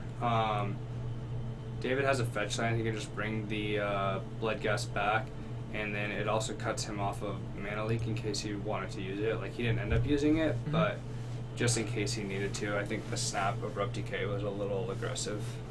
Yeah, and I'm still wanting to see more of these Path to Exile. Now, it is possible that he's running low in the library, just because he wants to be able to get multiple copies of, if he wants one, he can go for Snapcaster and 3 different removal spells. Because of that gives him given, it can really change the way Yeah, I was you just go talking back. about the ones in his hand. He used Abrupt Decay, Snap Abrupt Decay. It just seemed a little aggressive.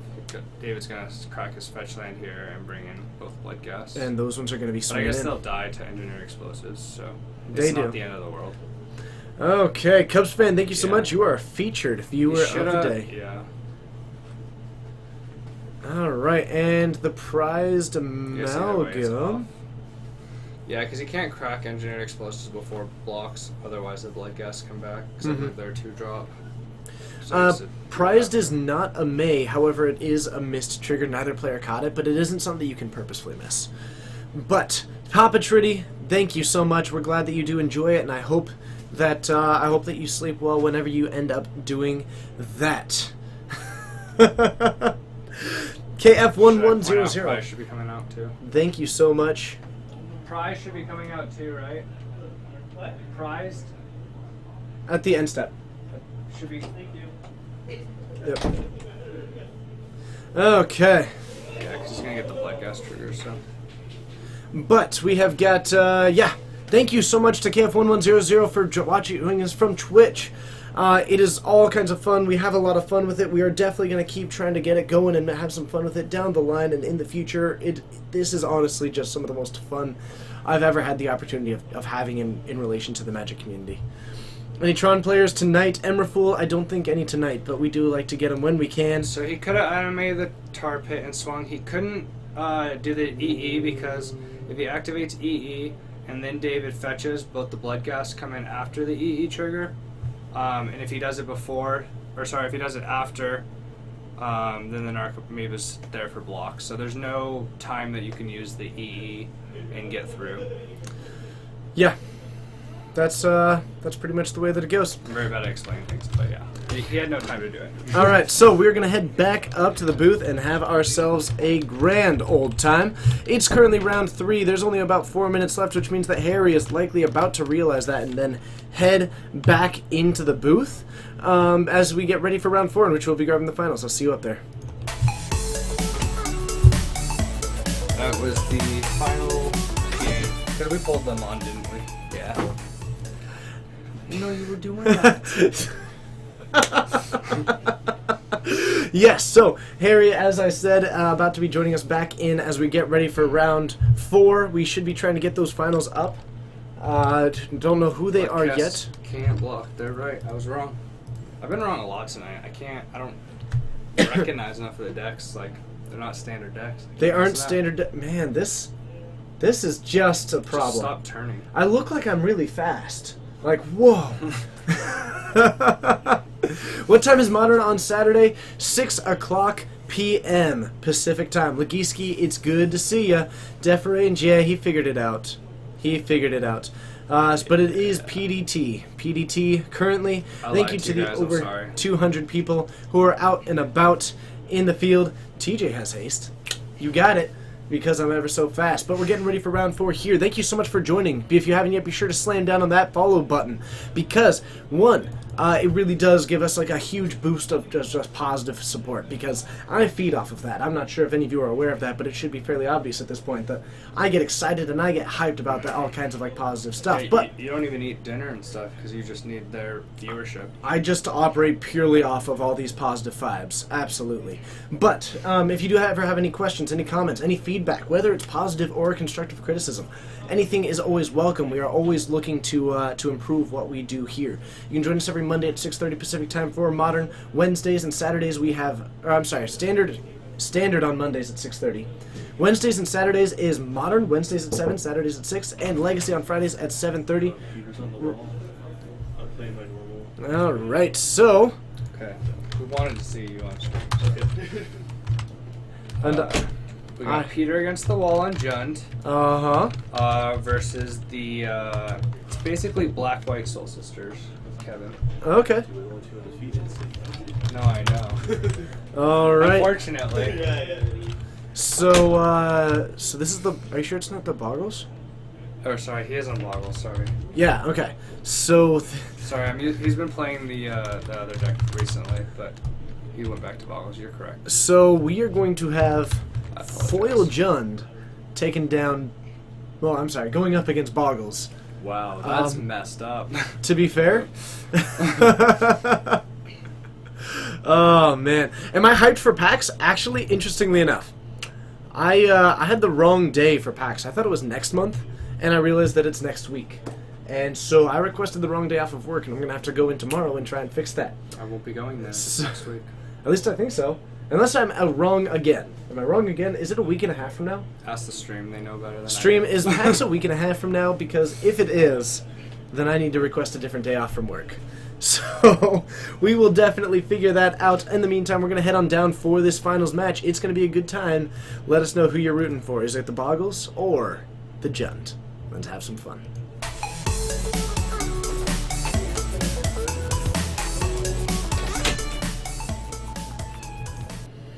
Yeah, I know, my hair's sticking up in the back. I know. Dang it, it is next weekend. Okay. Well then. That means that I have some considerations to make. So, I'm going to have to ask for a different day off. Nailed it. Got there. Alright, yep. Am I going to meet Mark Rosewater while I'm there? I did last time. I talked to him briefly. So, maybe, if I see him. I don't know. He'll probably ask for you anyway, so... Oh, absolutely. No, I mean, I've talked to Mark a couple of times. I think exactly twice. Yeah. Yeah, nice guy. Very excited. If there's one person who is more hyped than I am, it's possibly that. So, we have got, looks like just now, Foil Jund has just such a massive advantage in this matchup. It feels like it's in a decent position with Liliana's and Abrupt DKs and discard spells. It's actually even less. It's definitely the Thoughtseize Inquisition and Liliana. Yeah. Because it's a deck that only runs X number of actual creatures. Yeah. That hand disruption, usually they'll only keep one in hand. You can take it down really nicely that way. Otherwise, Liliana, with that minus... an Edict actually just kills a Boggle. It doesn't matter how many Umbras that you have on it. The Sacrifice Clause does not get affected by you basically those. want to have a fetch land against Liliana so you can fetch up the Dryad Arbor. That is correct. Now, both these players are going to be going down to 6. Big thing that you're looking for from Kevin is, 1, having 2 creatures in the opening hand. Mm-hmm. That's going to be a big one. Bronson. Well, it depends who's on the play, right? That's true. Essentially. Bronson 190, thank you so much for hitting that follow button. It's awesome having you. If you haven't yet, let me know where you're watching from, how you found out about this stream. That's important to us because it lets us know how people are coming towards our way, and let us know what you like to play in Modern. Now, They have the same sleeves. I really want them to accidentally grab the wrong deck and just say, "Oh well, we're playing." oh man. Yeah, Elves is definitely a sweet deck, and it actually won the Invitational, Yep. which was pretty sweet. Got through Abzan and Jund right at the end. Definitely did. Which actually, it tends to be pretty favorable against those anyway, just because it's able to go so wide around their removal. Yes and no. I think post sideboard is a little harder. Absolutely. When they bring in like Damnation and Anger and stuff, but Absolutely correct. it fares better than you would expect it to. So we are going to be going down to 5. Apparently, they think that we might not be watching, but going down to 5, Peter takes the win there. I appreciate you guys being gentlemen and mulliganing together. Now, the thing to keep in mind is that mulligans favor Peter hugely. Jund is a deck that mulligans well. Yeah, I really think the biggest factor is who's actually on the play. Mm-hmm. Because if Kevin's on the play, he's able to put a Boggle down before the hand disruption comes out. I think he'll be fine.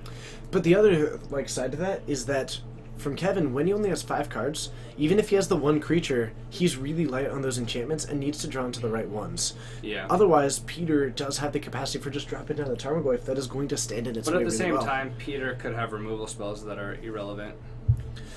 Bronson, watching from Australia. Looks like you found that link through Reddit. Well, I will say, if you do want to jump back there, if anybody does want to make their way, maybe give some positive words, anything like that. I'm not going to say that you have to, because you don't. But it does always mean the world to us. Otherwise, thank you so much for joining us from Australia. That is the coolest thing. Andre Cordero.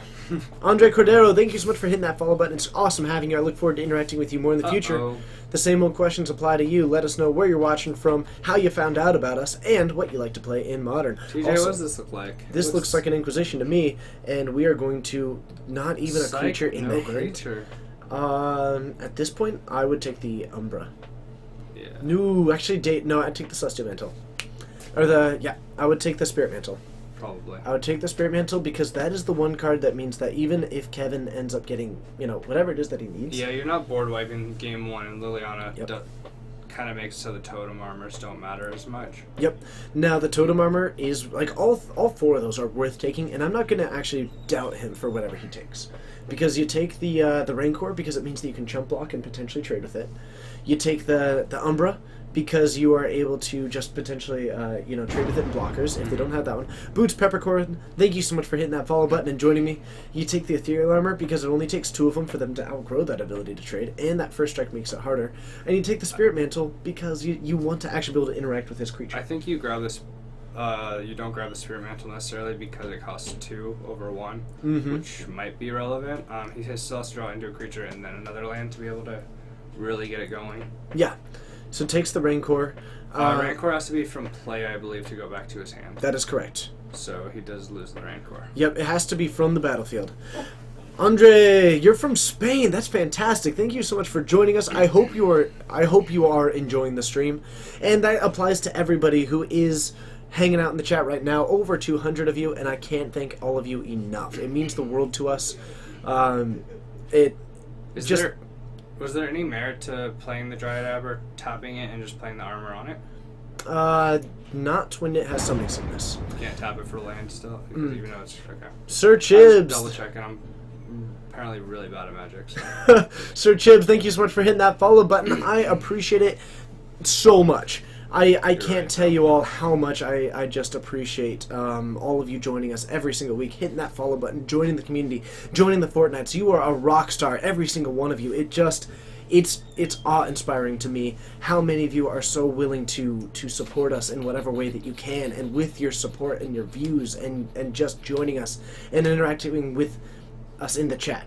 It's incredible, and it means a lot all the time. I'm not doing So- video casting tonight. All my magic abilities. So thank you, and I hope to see you all more in the future. It's so huge. So let us know where you're watching from, how you found us, and let me know what you like to play. It's just phenomenal interacting with you all. Yeah, thanks everyone for tuning in. We appreciate it. Yeah. Yeah. So, knocking him down to 17. With that fetch, he is going to have the ability to put on the Spirit Mantle onto the Dryad Arbor. It is going to have to tap to itself to do it, however. So, it is going to be tapped. It is going to give it a little bit of protection, but without this having hexproof.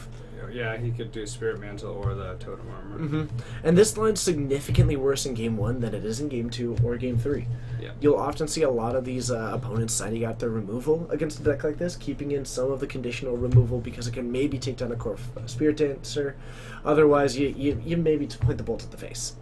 But when you have a situation like this, Peter's still got his Terminates in. He's still got his Abrupt Decays. He's still got his Kolaghan's Command, which, for at least a short time, no longer can actually interact with it. Yeah, I mean, Abrupt Decay can't actually kill it, which I believe is the kill spell that he has in his hand currently, which is unfortunate for him. And it looks like he just top decked 2 lands as well, which is unfortunate for him, but he definitely has the ability to get out of this because it is a Dryad Arbor over something else. Yeah. Kale, thank you so much for the positive words. We appreciate it. It's So sometimes you all leave me speechless. It's goodness. It's goodness. It's goodness. I think that's number 42, Kale. Watch it be right. Watch it like be right. every other quote.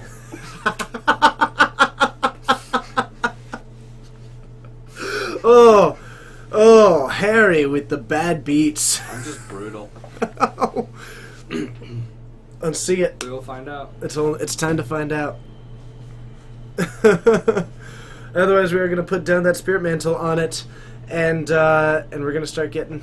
It does not have that hexproof, but it is also a creature that you happen to have. Is Peter going to die to a Dryad Arbor after this incredible Mold of 5, no creature in hand? He does have Abrupt Decay, so if he's able to get rid of the Totem Armor and then draw into another kill spell with Dark Confidant, he might be okay. So, the Abrupt Decay takes down the Ethereal Armor. Interesting. I don't think that's the choice I would have done. I think I like it because it reduces the damage by a lot. It actually reduces it by 3. It does, but the entire deck. But see, now that he has the Bolt, he can't kill it. I feel like with Dark Confidant out there and you drawing an extra card and trying to hit that kill spell, I would have liked to kill the armor instead. Yeah, he does have the Lightning Bolt right now, so you can actually point that at it and get rid of the Umbra as well. Yeah. So, I think, but it actually would have survived it if he had taken down the Umbra. With the Bolt? Yeah, the Bolt. It would have survived the Bolt because it would How have had much 4. Ethereal Armor gives it +1/+1 for each enchantment. So it would have been 2 from that, and then It- 1 by itself, and then 1 with the Spirit. It would have been the Spirit Mantle giving +1/+1, Yeah. an additional 2, so it would have been a 4/4. Yeah. So his line does give him the ability to actually make this Lightning Bolt at least act as a piece of removal, even if just for an enchantment. Yeah, I think either way he's having to draw something strong right now. First of all, I was right. It was number 42. So, I was close too. I said every other, and it says 60% on there. I feel like I nailed that. You did. Do I not get some credit for calling that? I'll give it to you. Thank you. That was honestly a little bit guess. But probably a good amount guess. I feel like someone's brought this quote up before. Oh man, so a Hyena coming down on the battlefield. Peter being a little bit risky with this double Dark Confidant, basically just looking for any kind of way to stop this. He has to, right? He's got a land and a lightning bolt. Yep. So takes that down. We're going to get rid of the Umbra. The Hyena Umbra going to come down onto it. That does still make it a swing for 3. Peter's going to be going down to 9, and what he's looking to draw into is removal. Oh man, he's actually going to be going down to 7. Yeah, swing for 5. So we're going to go down to 7. We're hoping to hit some removal. I think it's got to be this Here. turn. There's no way he's not taking 2 from the Absolutely. Dark Confidant. You are absolutely correct. Okay. I mean, it's possible, but improbable. Hoon, yes, absolutely, absolutely, Peter does run Tarmogoyf. But he is running the original Modern Masters ones. They're the foils that he most prefers. He actually, for all of his cards, he has examined the foils of each printing and determined which ones he prefers. He examined the difference. Okay, I lied. He takes 0 off of Dark Elf. But that's... in the most Peter way possible. Actually, this is Did you draw Lily? this lightning bolt does it. No, this lightning drew bolt. lightning bolt. This No. lightning bolt takes down the Hyena Umbra. It means that he will only be taking 4 and going down to 2. And then probably dying to Dark Confidant. And probably dying to Dark Confidant. And hoping yes. that Kevin doesn't top deck another enchantment. Absolutely true. But hey, it's possible. To Steam Flogger Josh, I actually don't think I've seen you in our chat before. It's awesome having you. I hope you are having a great day. Thank you so much. I genuinely hope that you're enjoying the stream. To all of you, to every single one of you, I hope that you're enjoying it. Maybe we'll get that partnership one day. Mostly just for the emotes. I'm excited about that. I want emotes. I like them. I want like flail arms emote. I don't even know what emote I want first. I just don't. But there's so much potential. Interesting. Doesn't the... Or is this... I like this aggression. This is a swing for 8. Doesn't he just die now? Yes. Yes, he I'm does. glad you like the aggression, though. I do like the aggression. But Peter, I am a little bit surprised by this. If Kevin doesn't have an enchantment in hand right now, Peter had the option of winning. 1, 2, 'cause he- 3. Yeah, because a bolt would have taken that off because the Rancor's only +2/+0. You are correct. Steam Flogger Josh, it's awesome having you hit that follow button. Thank you. It's great having you. Let me know where you're watching from. Let me know. I guess technically he's hoping to hit land off the Bob and that he doesn't get enchantment on top. But he's dead. He's dead to the board as it sits. Is it 6? Uh, 1, 2, 3, Oh, is that exactly 4, 5? 5. Yeah. No, he's taking exactly 5.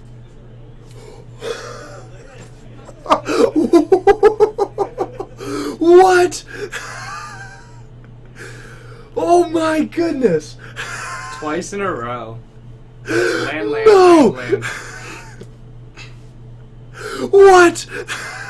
It just feels like he stole the game. And he got... Oh my goodness! I don't even know what to say.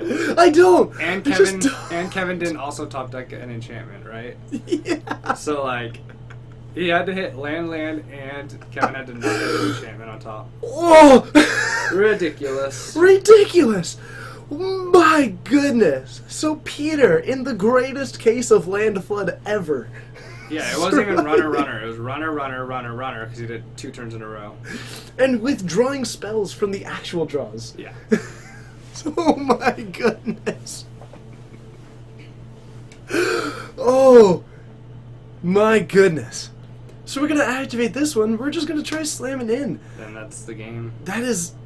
because he has the lightning bolt in hand. Yeah. What is happening? I love it. This is amazing. This is just fantastic. Just show him the bolt. Peter takes an outstanding game 1. Oh, he did have The- enchantment, he just couldn't play it. The other thought being that Kevin could have swung in, put Peter down to 1, and assumed that the 1 life would kill him. Yeah, I don't know why Kevin didn't attack, But they honestly. would have lost But him it- again. Well, he lost the game anyways. I know. I know. I think the right line was technically to attack. I but- think that you're right, but that is just But that was amazing. ridiculous. Incredible. Bye, Peter. There. Sometimes you're good at magic, sometimes you're lucky. It's better to be lucky. Oh my goodness. That is mind Can I blowing just to tell me. Peter he's gross? Peter, you're gross. You know, I kind of wish those weren't plans. Yeah, but if he swung, you would have been at 1, and then you were like land. We're just like, wow. And you hit land the turn before, too. Kevin's not happy about it. Oh my goodness. Peter, his response goes, "Man, I kind of wish they weren't land." Well, because he wanted to hit a kill spell because he wasn't at 1, yeah. Yeah. That's unfortunate for Oh, Kevin. and look at all the salt in the chat. Let's not be salty. Let's celebrate the sweet, sweet sugar of what just happened. Oh.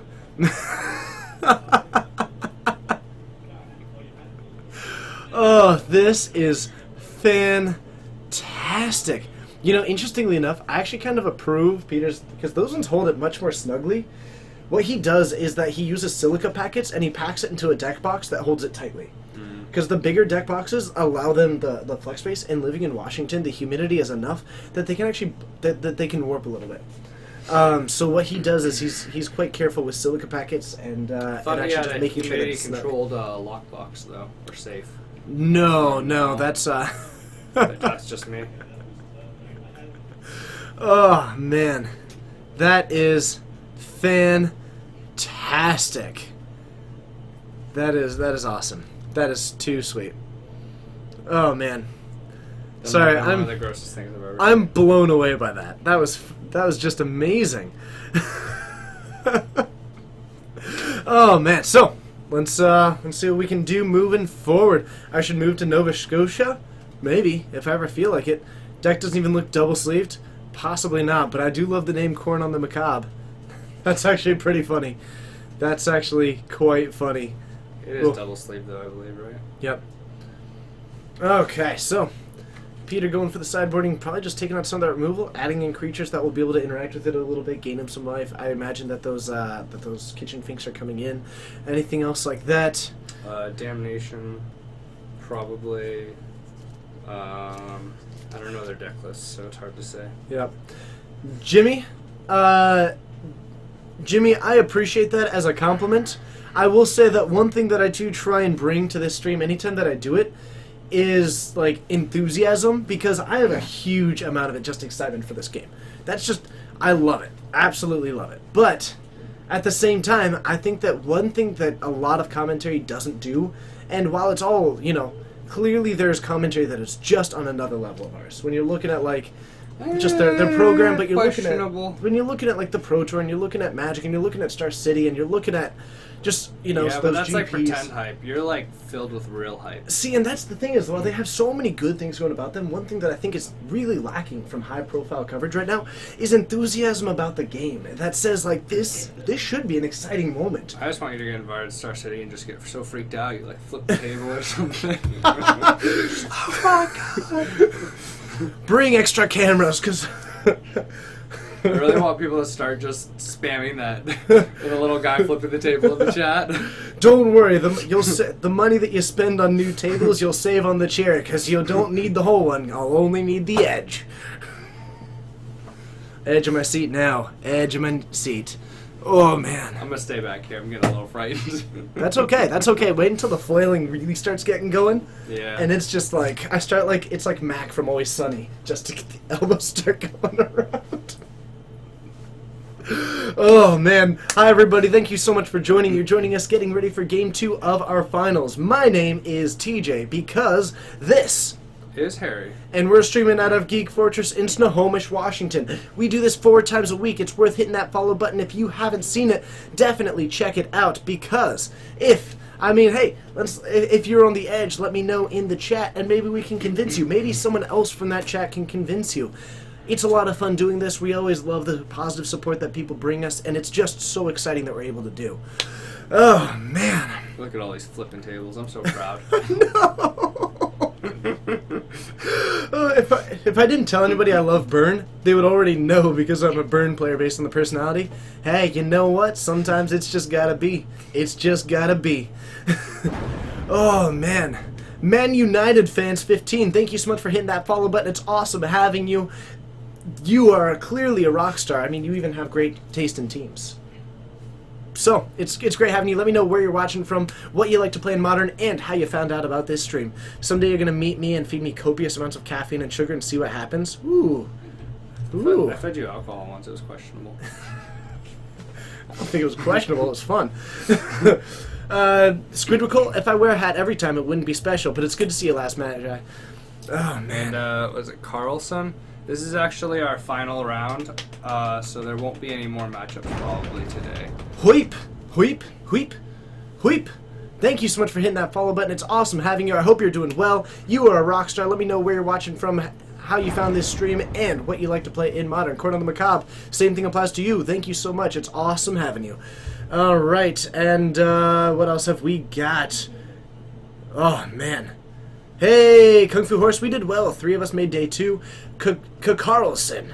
I don't think that there's much Delver out there. We do try and get it when we can. In the future, I'd happily try and get that one on board for you. And if we do have any out there, otherwise. Kevin dropping in with that turn 1 Bogle. Not a bad way to start things off. I don't honestly know what Rashavarakaranav. Hold on, I'm gonna try that again when I re-see it. Oh man, that was let's see what we can do here. Rashavarakarana. Thank you so much for hitting that follow button. It's awesome having you. I hope you're enjoying the stream. Thanks so much. Hellscream 31, thank you. It's great having you. I hope you're doing well. Okay. So, I'm going to power through this. I don't know what the R and B is from Brainan, but that's okay. Let me know. How broken to the creature with a mechanic that gave all the other creatures all other mechanics be? So there's something similar where if like creatures have first strike, it gets first strike. I guess Experiment Cries did it. Depends on what it costs and how it gets the ability. Watching from Indiana, you played like 2.5 years, been playing Jund, and you played Twin. Ooh, man. Hey, man, I played Tarmo Twin. I know the feels. Man United, I gotta appreciate that one. Otherwise, we have got, ooh, my god, where can we go here? Can't wear my tank top as a hat. I would blind the stream with my whiteness. Mm-hmm. Whew, there we go. Okay, man.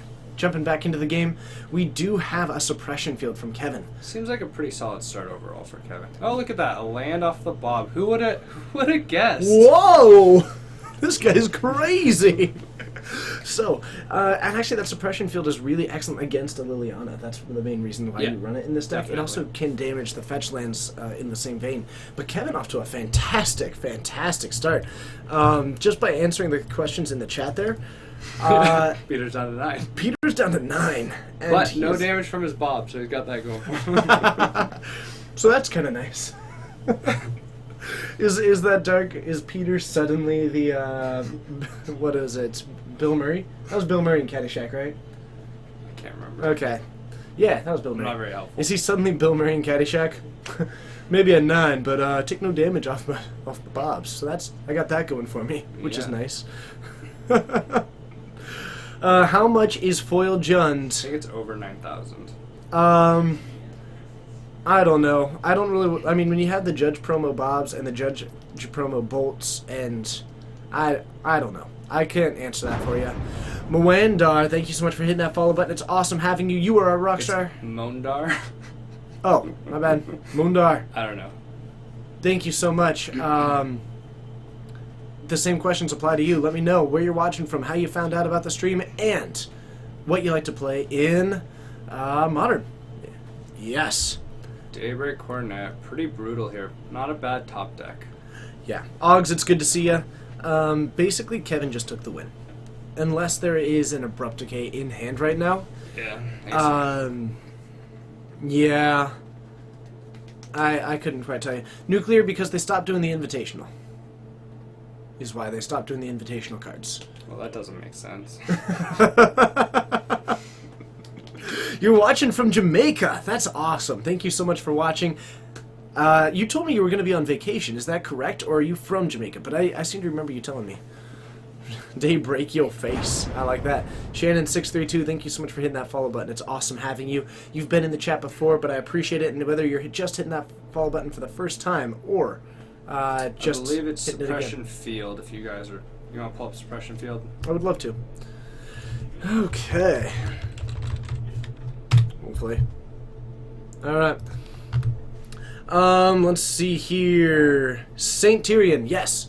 You do have permission. Thank you so much for asking. Links should come with a with permission. Go. Wabbit, you were watching the finals of Jund versus Green-White Hexproof. Alright, and this is filling up. I absolutely love it. You're watching from Lawrence, Kansas. Watch found Assorted Nerdery. Thank you so much for hitting that follow button. Pretty sweet name. That is a pretty great name. I like it. You normally play Commander. Very cool. Thank you so much for joining. It's great having you. Alright, so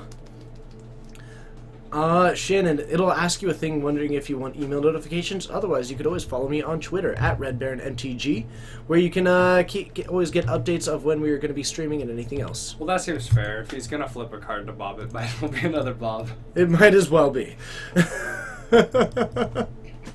Thank you so much for the chain lightning happening here. It's great having you.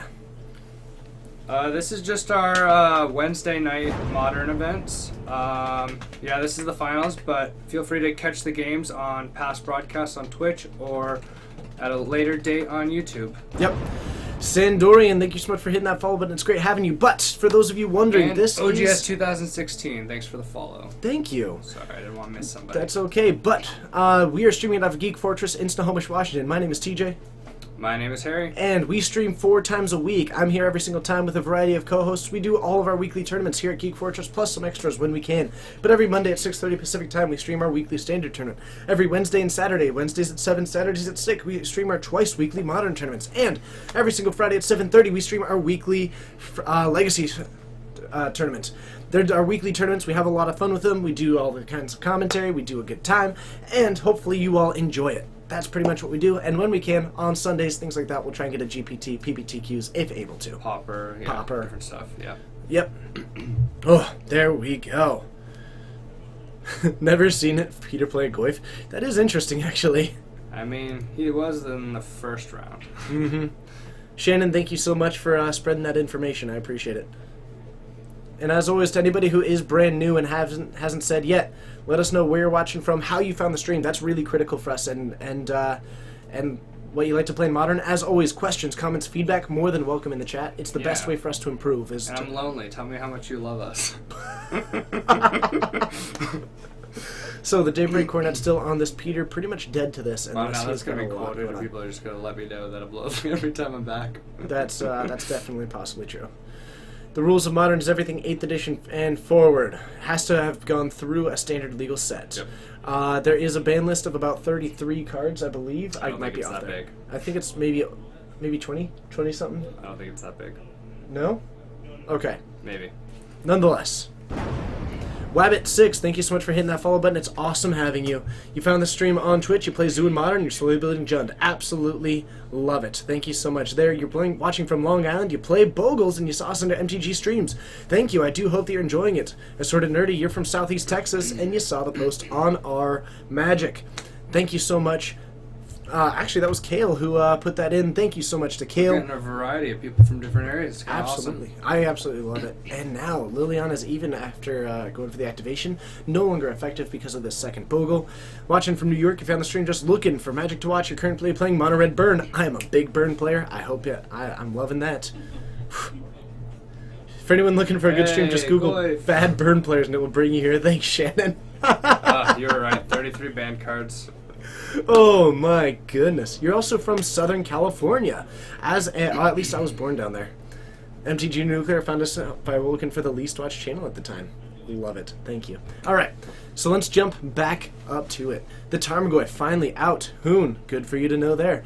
Otherwise, the Dark Confidant out on the battlefield at a life total of 2. Sir Chibs from San Antonio, you play Affinity and Grixis Delver. I also play Affinity. I also do really like I was Grixis going to Delver. say, the 5 artifact lands messed up my banning number. Mm-hmm. Otherwise, we do have the Bogles, and Kevin just having such a fantastic amount of pressure coming down. He's currently at 31, and while these chump blockers are out, and that's all well and dandy, Peter's on such a short clock and needs to come up with some kind of answer in the form of, I think at this point we are looking for a multitude of board wipes. I think, like, Damnation is kind of what we're looking for. Well, he's got the armor on, though, too, as well, doesn't he? Mm-hmm. All right. Hey, hello to Michigan. Wabbit, thank you so much for joining. It's awesome having you.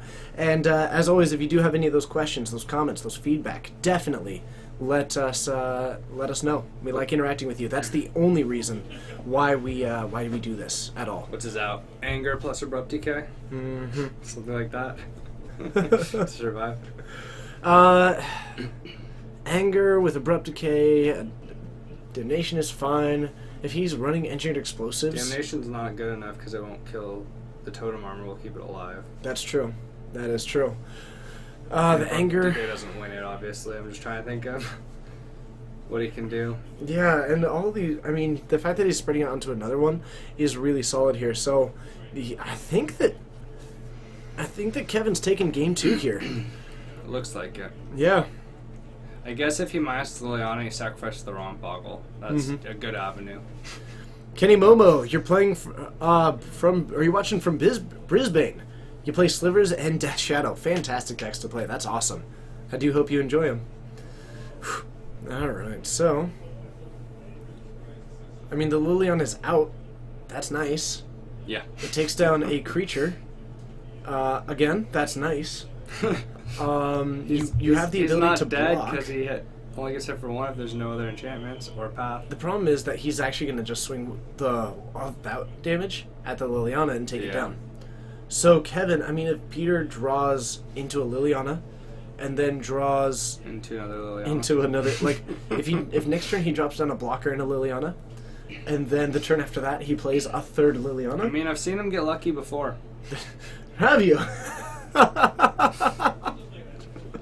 You also played Jessica Nahiri. Fantastic deck. I like that one a lot. Very cool deck. As a burn player, it's a little bit of a rough matchup for me, but I always enjoy playing against it. It's one of those really cool games, and I can just barely eke it out sometimes. Definitely. Fun magic. Magic. One of the decks I like to play. Not as much as the Nahiri version recently, but yeah, I just do. guy control in general. I just really like the Nahiri version's ability to really close out the game and capitalize on it. Yeah, definitely. It's definitely a different style of winning. We're now moving into the next die. We're up to 43 now from Kevin. Huge amount of life. At this point, if you're Peter, I mean, there's something to be said for continuing this game out. You get to see more of what Kevin may have brought in, anything like that, and Peter's should be fairly obvious. But at a certain not attack point, with the other Boggle? I find that very odd. that is definitely very odd. Because he could have taken down that Liliana, which is just going to plus now, and if he has another way to protect it with the creature, then that's fine by me. And we're going to lose a Lightning. Yeah, that, or at least hit him to 1, and then he has to play another, 2 creatures, right? Yeah, you're absolutely right. Because Peter didn't have the option of chump blocking that. Yeah, exactly. So yeah, you are absolutely correct. You play Affinity and Lantern. Actually, I also play both of those Paul Berman. Very cool decks. I quite like them. Okay. And a Kitchen Finks is a fantastic draw. Helps. It's going to block exceedingly well. Yep. It's going to help him get... yeah, this is a great draw. Now Kevin needs to remember to swing with at least one towards this definitely Liliana. killing the Liliana last turn would have been. Mm-hmm. That's really Very what we're good looking for for him. at this point. Though it looks like He we might might have be... a path. Or that. And he's putting it onto the same one still. Interesting. It definitely is interesting. Clutch of Brutality is a phenomenal card. I love it. It's not fantastic in this matchup. You'd likely take it out. But I like that card in the main board. I'd love to see it more in the future. Yeah, Castro. I play the Kiki Evolution deck. He's a big fan. I know that Jeff Hoagland has piloted it to some massive, massive success. It's felt pretty strong for me so far. I haven't done as much testing as I used to, but I do play it online. Yeah. It's pretty good. He didn't swing with the other one. So, Peter has got some options to actually... Like, Now he just needs another Liliana. Peter might win. I mean, it's unlikely. Yeah, But he he has a might. chance. And even still, even if he does, he needs to fight through 50 life right now. Yeah. Are there any Grifspoon in Kevin's list? I believe so, just because that's where a lot of these Boggles lists have been moving towards. It's been a really popular one. I think that it's going to become a staple in the deck. Yeah, I'm not sure. I don't think he's played the deck super recently, so he might not have them. I don't know. Mm-hmm. What version of Kiki do I play? I like the black version currently. I've tested a little bit with the blue version, but I've definitely been staying on the black version. Okay. You did the blue splash for a while. Yeah, a little bit. Not super long. I've tried it a couple times. Yeah, absolutely true. Alright. I think both are viable. So, an Inquisition coming down. Why not play the other creature? I think he was just trying to disguise information more than anything. Maybe trying to represent something. But at this point, it's like you already know his Liliana's going to kill one thing. And if he has another Liliana, No! it's exactly why you No! play the other creature. No. Just in case that happens. Peter.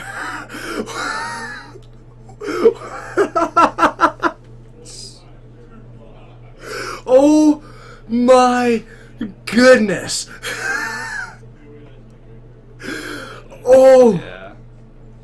I saw no reason not to play the other creature. that was Fortunate for him. There is the double black for that. Oh wait, yeah, because the other thing can produce. That's a double filter. black, yeah, That's yeah, the filter land. land. It's Twilight Mire, so he should be fine. That is a Twilight Mire that was able to play. Yep, the Twilight Mire was able to produce the third black mana.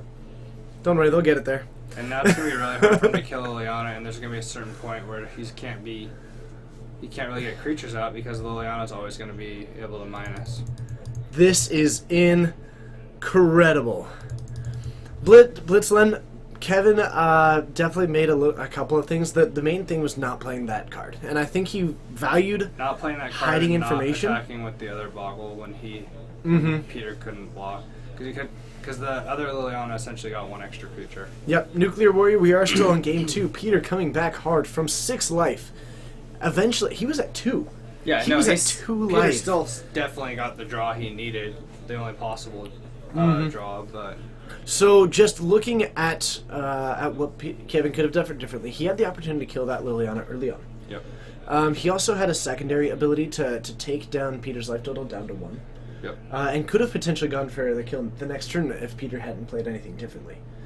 Looking at what else could have happened, Kevin didn't play out the card that was just in his hand, valuing saving information, trying to represent something, and what ended up happening is that Peter punished him hugely for it.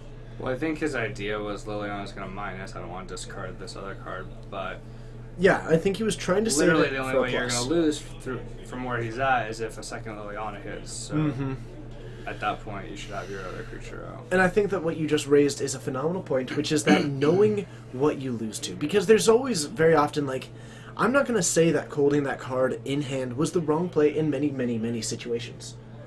Trying to keep that disguised, you've got another one out, you're sitting okay, you might bait them into going for the minus when you actually have the other one, something along that line. But what Yeah, you I said think- is extremely resonant, which is, But like, what's worst case scenario if you play it out? You get damnation or something, but then your other one doesn't die, and Yep. you can swing in. Like he wasn't close to enough mana to damnation play another Liliana. right. And that's definitely the big thing, is that what you said is exactly right, which is that there was one sequence that just lost him the game. Yeah. There was one. That was the only thing. And Peter's been Well, that you shouldn't. pretty lucky. You shouldn't go tonight. for that one, but it's absolutely true. No, I know. I'm just saying. If there's a way that you lose, you play around that. Yeah. So I think that you very much When you're that far ahead, at least. Yeah. what you said was the perfect thing to say. Is what I'm trying to say. The courage does give trample, and I think that was his thought process. Was he wanted to just be able to trample through and hit the other land. That But his one boggle doesn't die to damnation because it has the totem armors on it. So Peter would have to have damnation plus Liliana to oh my goodness. go that route.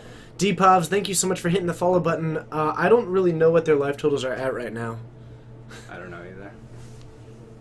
I kind of don't. I don't want to bring it up. I feel like it might be in bad taste. Yeah. But hold on, we ended up going for a swing for 1, 2, 3, 4, 5, 6, 7, 8, 9, 10, It looks 11, like he's 12. down to 20 at least. I think 'cause we're he's only got the one die. I think we're at 32. I think we're at 32. Still, I don't think Kevin has any outs, unfortunately. yep. You also lose to Damnation.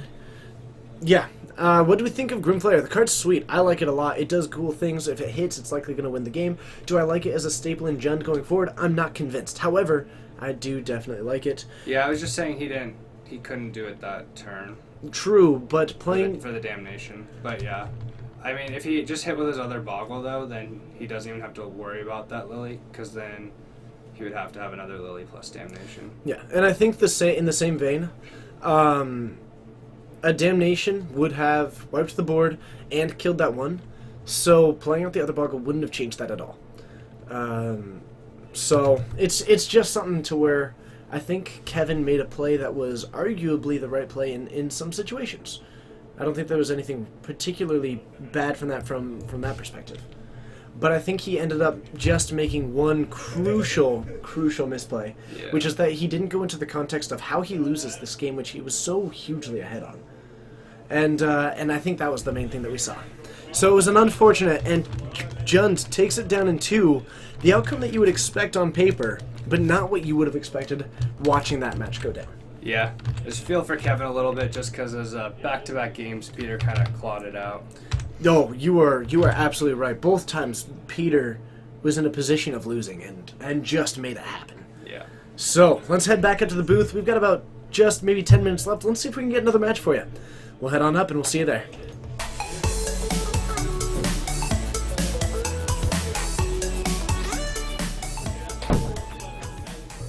Hello and thank you so much for joining. My name's TJ. Thank you so much for joining.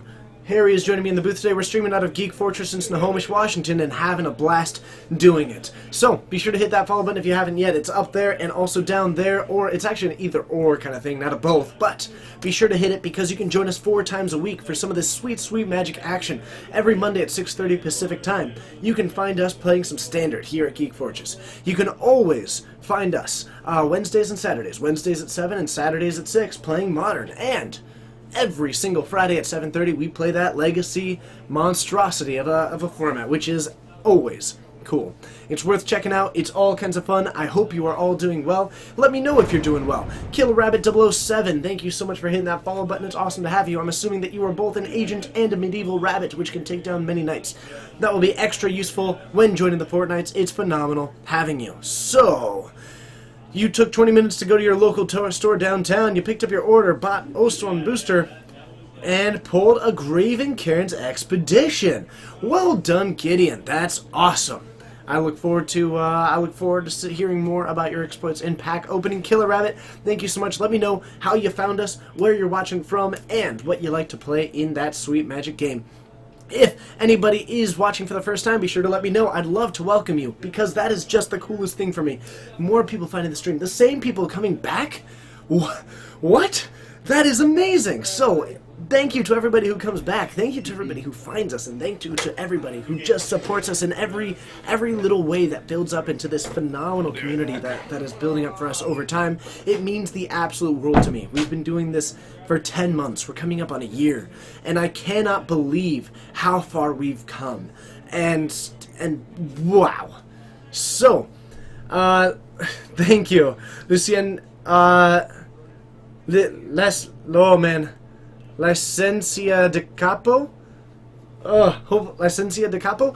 Thank you. I do have a lot of energy. It's because I love this game and I love doing this and I want to get you all hyped about it, because if I can pass that energy on to you, that is huge. That's because I think when you're watching coverage, something that I've always wanted to do, or wanted to have. Joker97E or to JKR97E, thank you so much for hitting that follow button. You're a rockstar. Same questions apply. Where are you watching it from? How'd you find out about this stream? And what do you like to play in Modern? But you want to feel something when you're watching, right?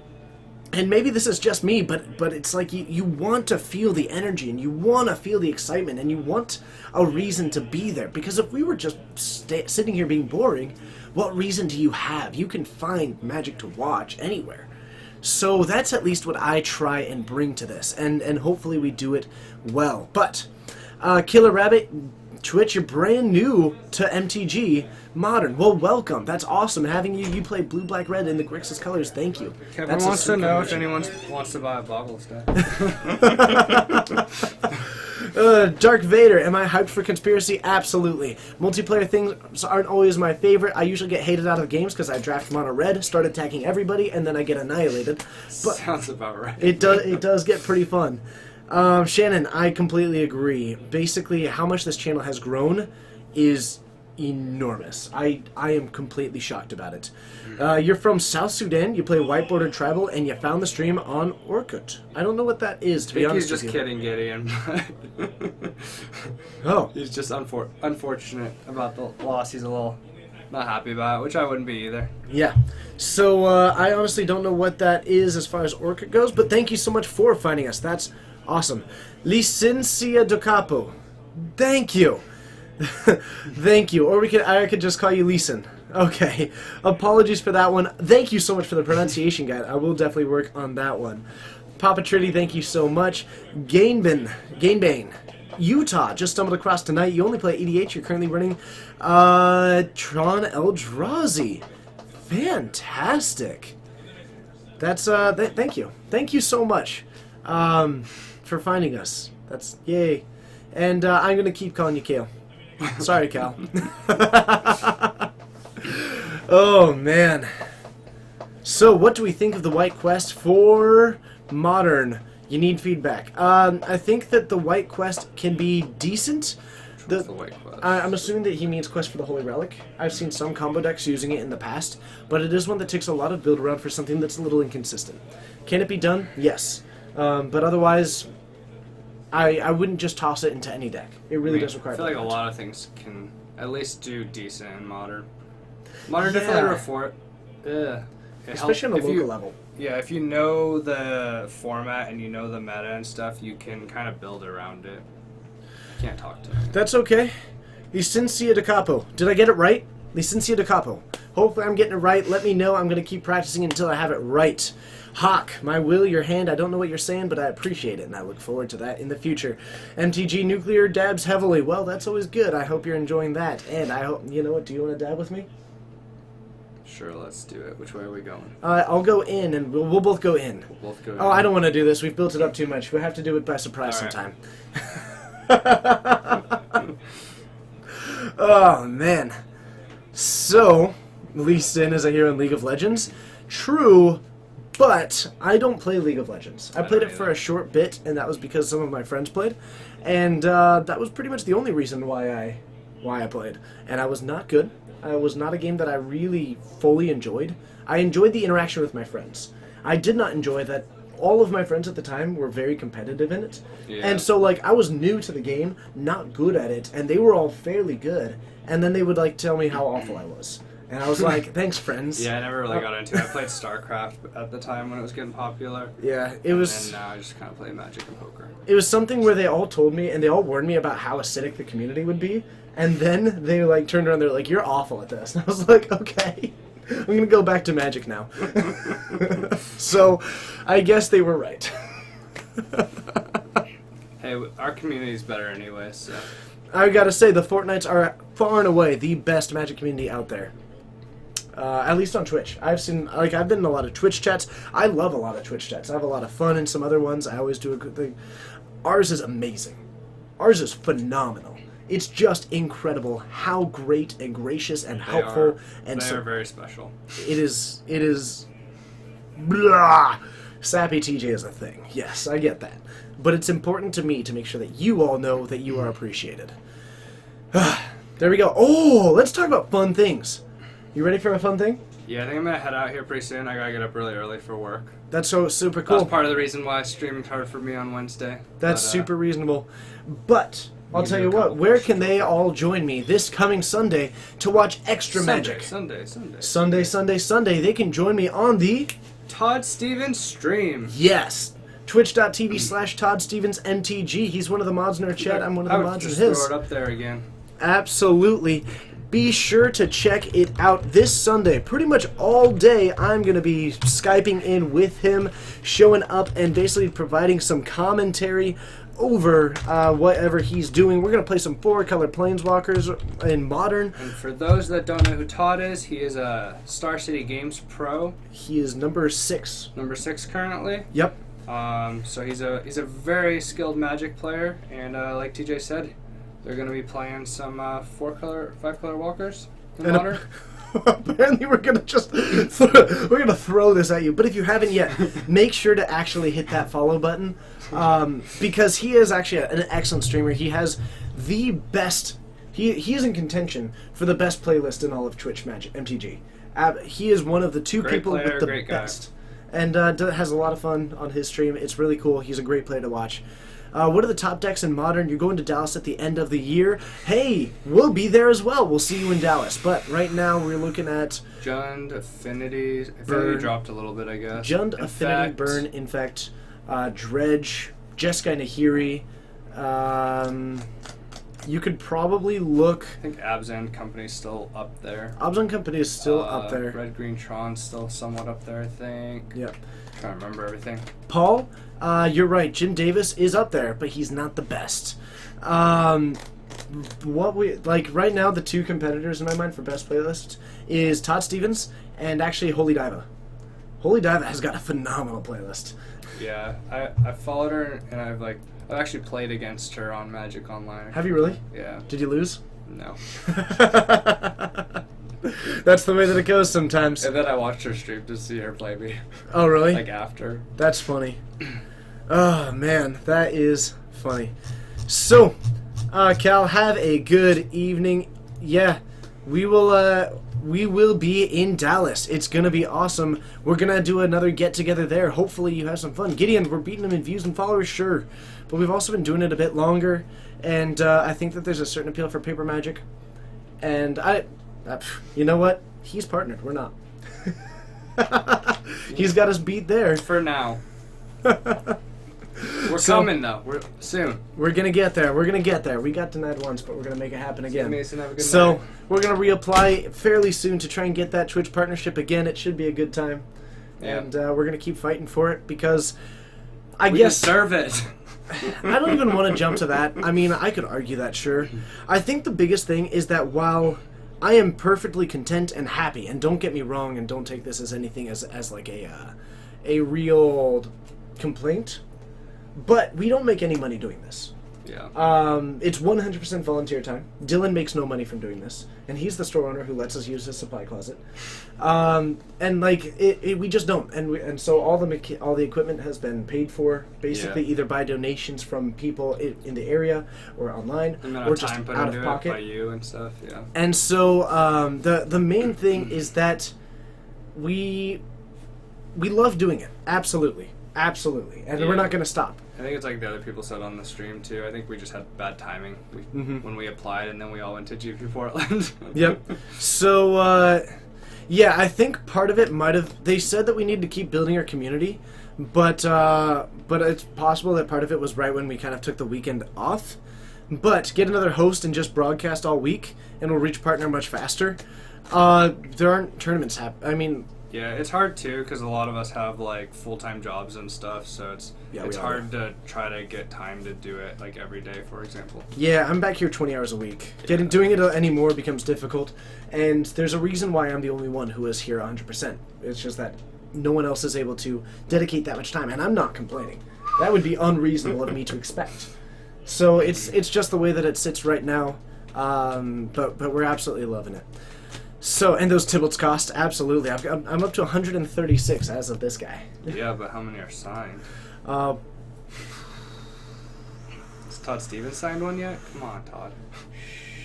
it's a secret project. Oh, secret project. I didn't mean to let the cat out of the bag. That's okay. We were vague about it, and that's almost better. So, 13th Fox Patreon. I have looked into it. I might hop on there and try and set one up. Yeah, I've heard about Patreon. But in the meantime, if you do want to support the store, and there is a great way to do it just before we start to host someone over and call it a night, be sure to check out www.geekfortressgames.com, which is where you can go to Buy your some Magic singles. and buy some Magic singles. Be sure to things are still being added. It is actually a brand new website. The store owner tossed down some good monies to make it happen in a pretty good time, but Yep. we're still adding things. But if it's not on there, add it to the wish list. He'll work on getting that for you. There are some Geek Fortress t-shirts, I believe. Yep. Let us know if you want anything updated on there, what else we can do on the stream to make it better for you guys too. Absolutely. So it's going to be an awesome time, and if you do need anything, please just check that first. It's a small thing. It's a very small thing, but it means the world to us, because anytime that you can support the store, that is a huge way to show our value to Dylan, the person who gives us so much of his resources. Yep. And so if you could just take a moment when you're thinking, oh, I need this card, hop on there, take a look. If it's not on there, add it to the wish list, send a message to Dylan, and say, look, I'm looking for this card. Do you have it? Can we make it happen? And we're going to get there. We're going to get there, and it's going to be awesome. I think Kizzer crossed the line a little bit there. No, I like Burn. Burn's always good. How low do I think Inquisition of Kozilek will go? To Chrono _. I am not a financial expert when it comes to Magic, so don't get me too guaranteed. But if you look at the rares that were in Conspiracy, they dropped a ton. I'm thinking 10. I think 10 is going to be. It's hard to say. It's pretty widely played. Mm-hmm. So. But if you, I mean, Exploration, Misdirection, Stifle. Yeah, but those weren't being all played in Modern either. It's true, but a lot of those cards were played, and it's like we don't even think of what the money reprints were because they dropped so very, very much from it. So it's definitely something that I think is going to drop the price. I don't think it'd go below 8 to 10. Okay, I think that's a reasonable. I think it'll be higher than that. But it's really hard to say. I mean, it's still at a rare as well. Yep. So instead of being an uncommon, but that's okay. I mean, even the rares from Conspiracy plummeted in price. No, I know. I think Inquisition or Kozilek has a lot more play than like the Misdirections and Stifles and stuff from Conspiracy 1. That's true. A lot of those ones had a lot more to do with just quantity rather than demand. Yeah. That's a reasonable point to make. So we shall see. Hard to say. But in the meantime, we are coming up to dropped. Yeah, it has dropped just by announcing it. Yeah. But makes sense. we are coming up towards the end of the stream here at Geek Fortress. If you do have any questions, comments, or feedback, be sure to toss it in now as we are looking at who to host to. If you haven't yet, be sure to hit that follow button. It's huge to us. It's just incredible. I can tell you right now that just today, and I do want to say thank you to all of you because in just this singular stream, we have gained 26 new followers. Awesome. Which is awesome. So thank you. While I'm looking at some of these streams, do you want to take a quick moment to plug your own stream? I haven't streamed in a while. Well, do you want to plug it anyway? Sure. Okay. It's I_albino_. It's right above it's up him. top. Yep. Yeah, those are eyes on the end. So I need to stream more. I've been playing a lot of poker, so I haven't been streaming as much. Mm-hmm. But I'll probably start up eventually. My speakers were broken, so then I kind of stopped, and then I finally got them fixed, and then just been doing other things. So The point is that we got to make it happen. Is that what I'm getting here? yeah, I need to make it happen more. Okay. Absolutely can dig that because you are going to become part of the Geek Fortress Network, which is something we're kind of looking into doing. But we are going to make it happen. Citrus the Orange, it's good to see you. Thank you so much for joining. Can help your drafting. Apparently Mythic Madness wants to help your drafting. That's Corey. Oh. He's just Thanks, Corey. He's like messing with me. He just knows I'm bad at Magic. I mean, I'm not going to disagree with you. So I think, what are we going to go to today? How are we going to host today? Let's see what we can find. Is there any other Modern streams? Let's see what we've got for... There's a Modern one down the bottom. What do we got? Gen Delirium, that's standard. You know what? How about Trey Van Cleave? It's a pro. Looks to be someone who is playtesting for Modern. Let's do it. Let's go ahead and do that. Ooh, and actually someone's saying to just host Caleb. I can dig that. Let's do Caleb. Caleb's got so many already, though.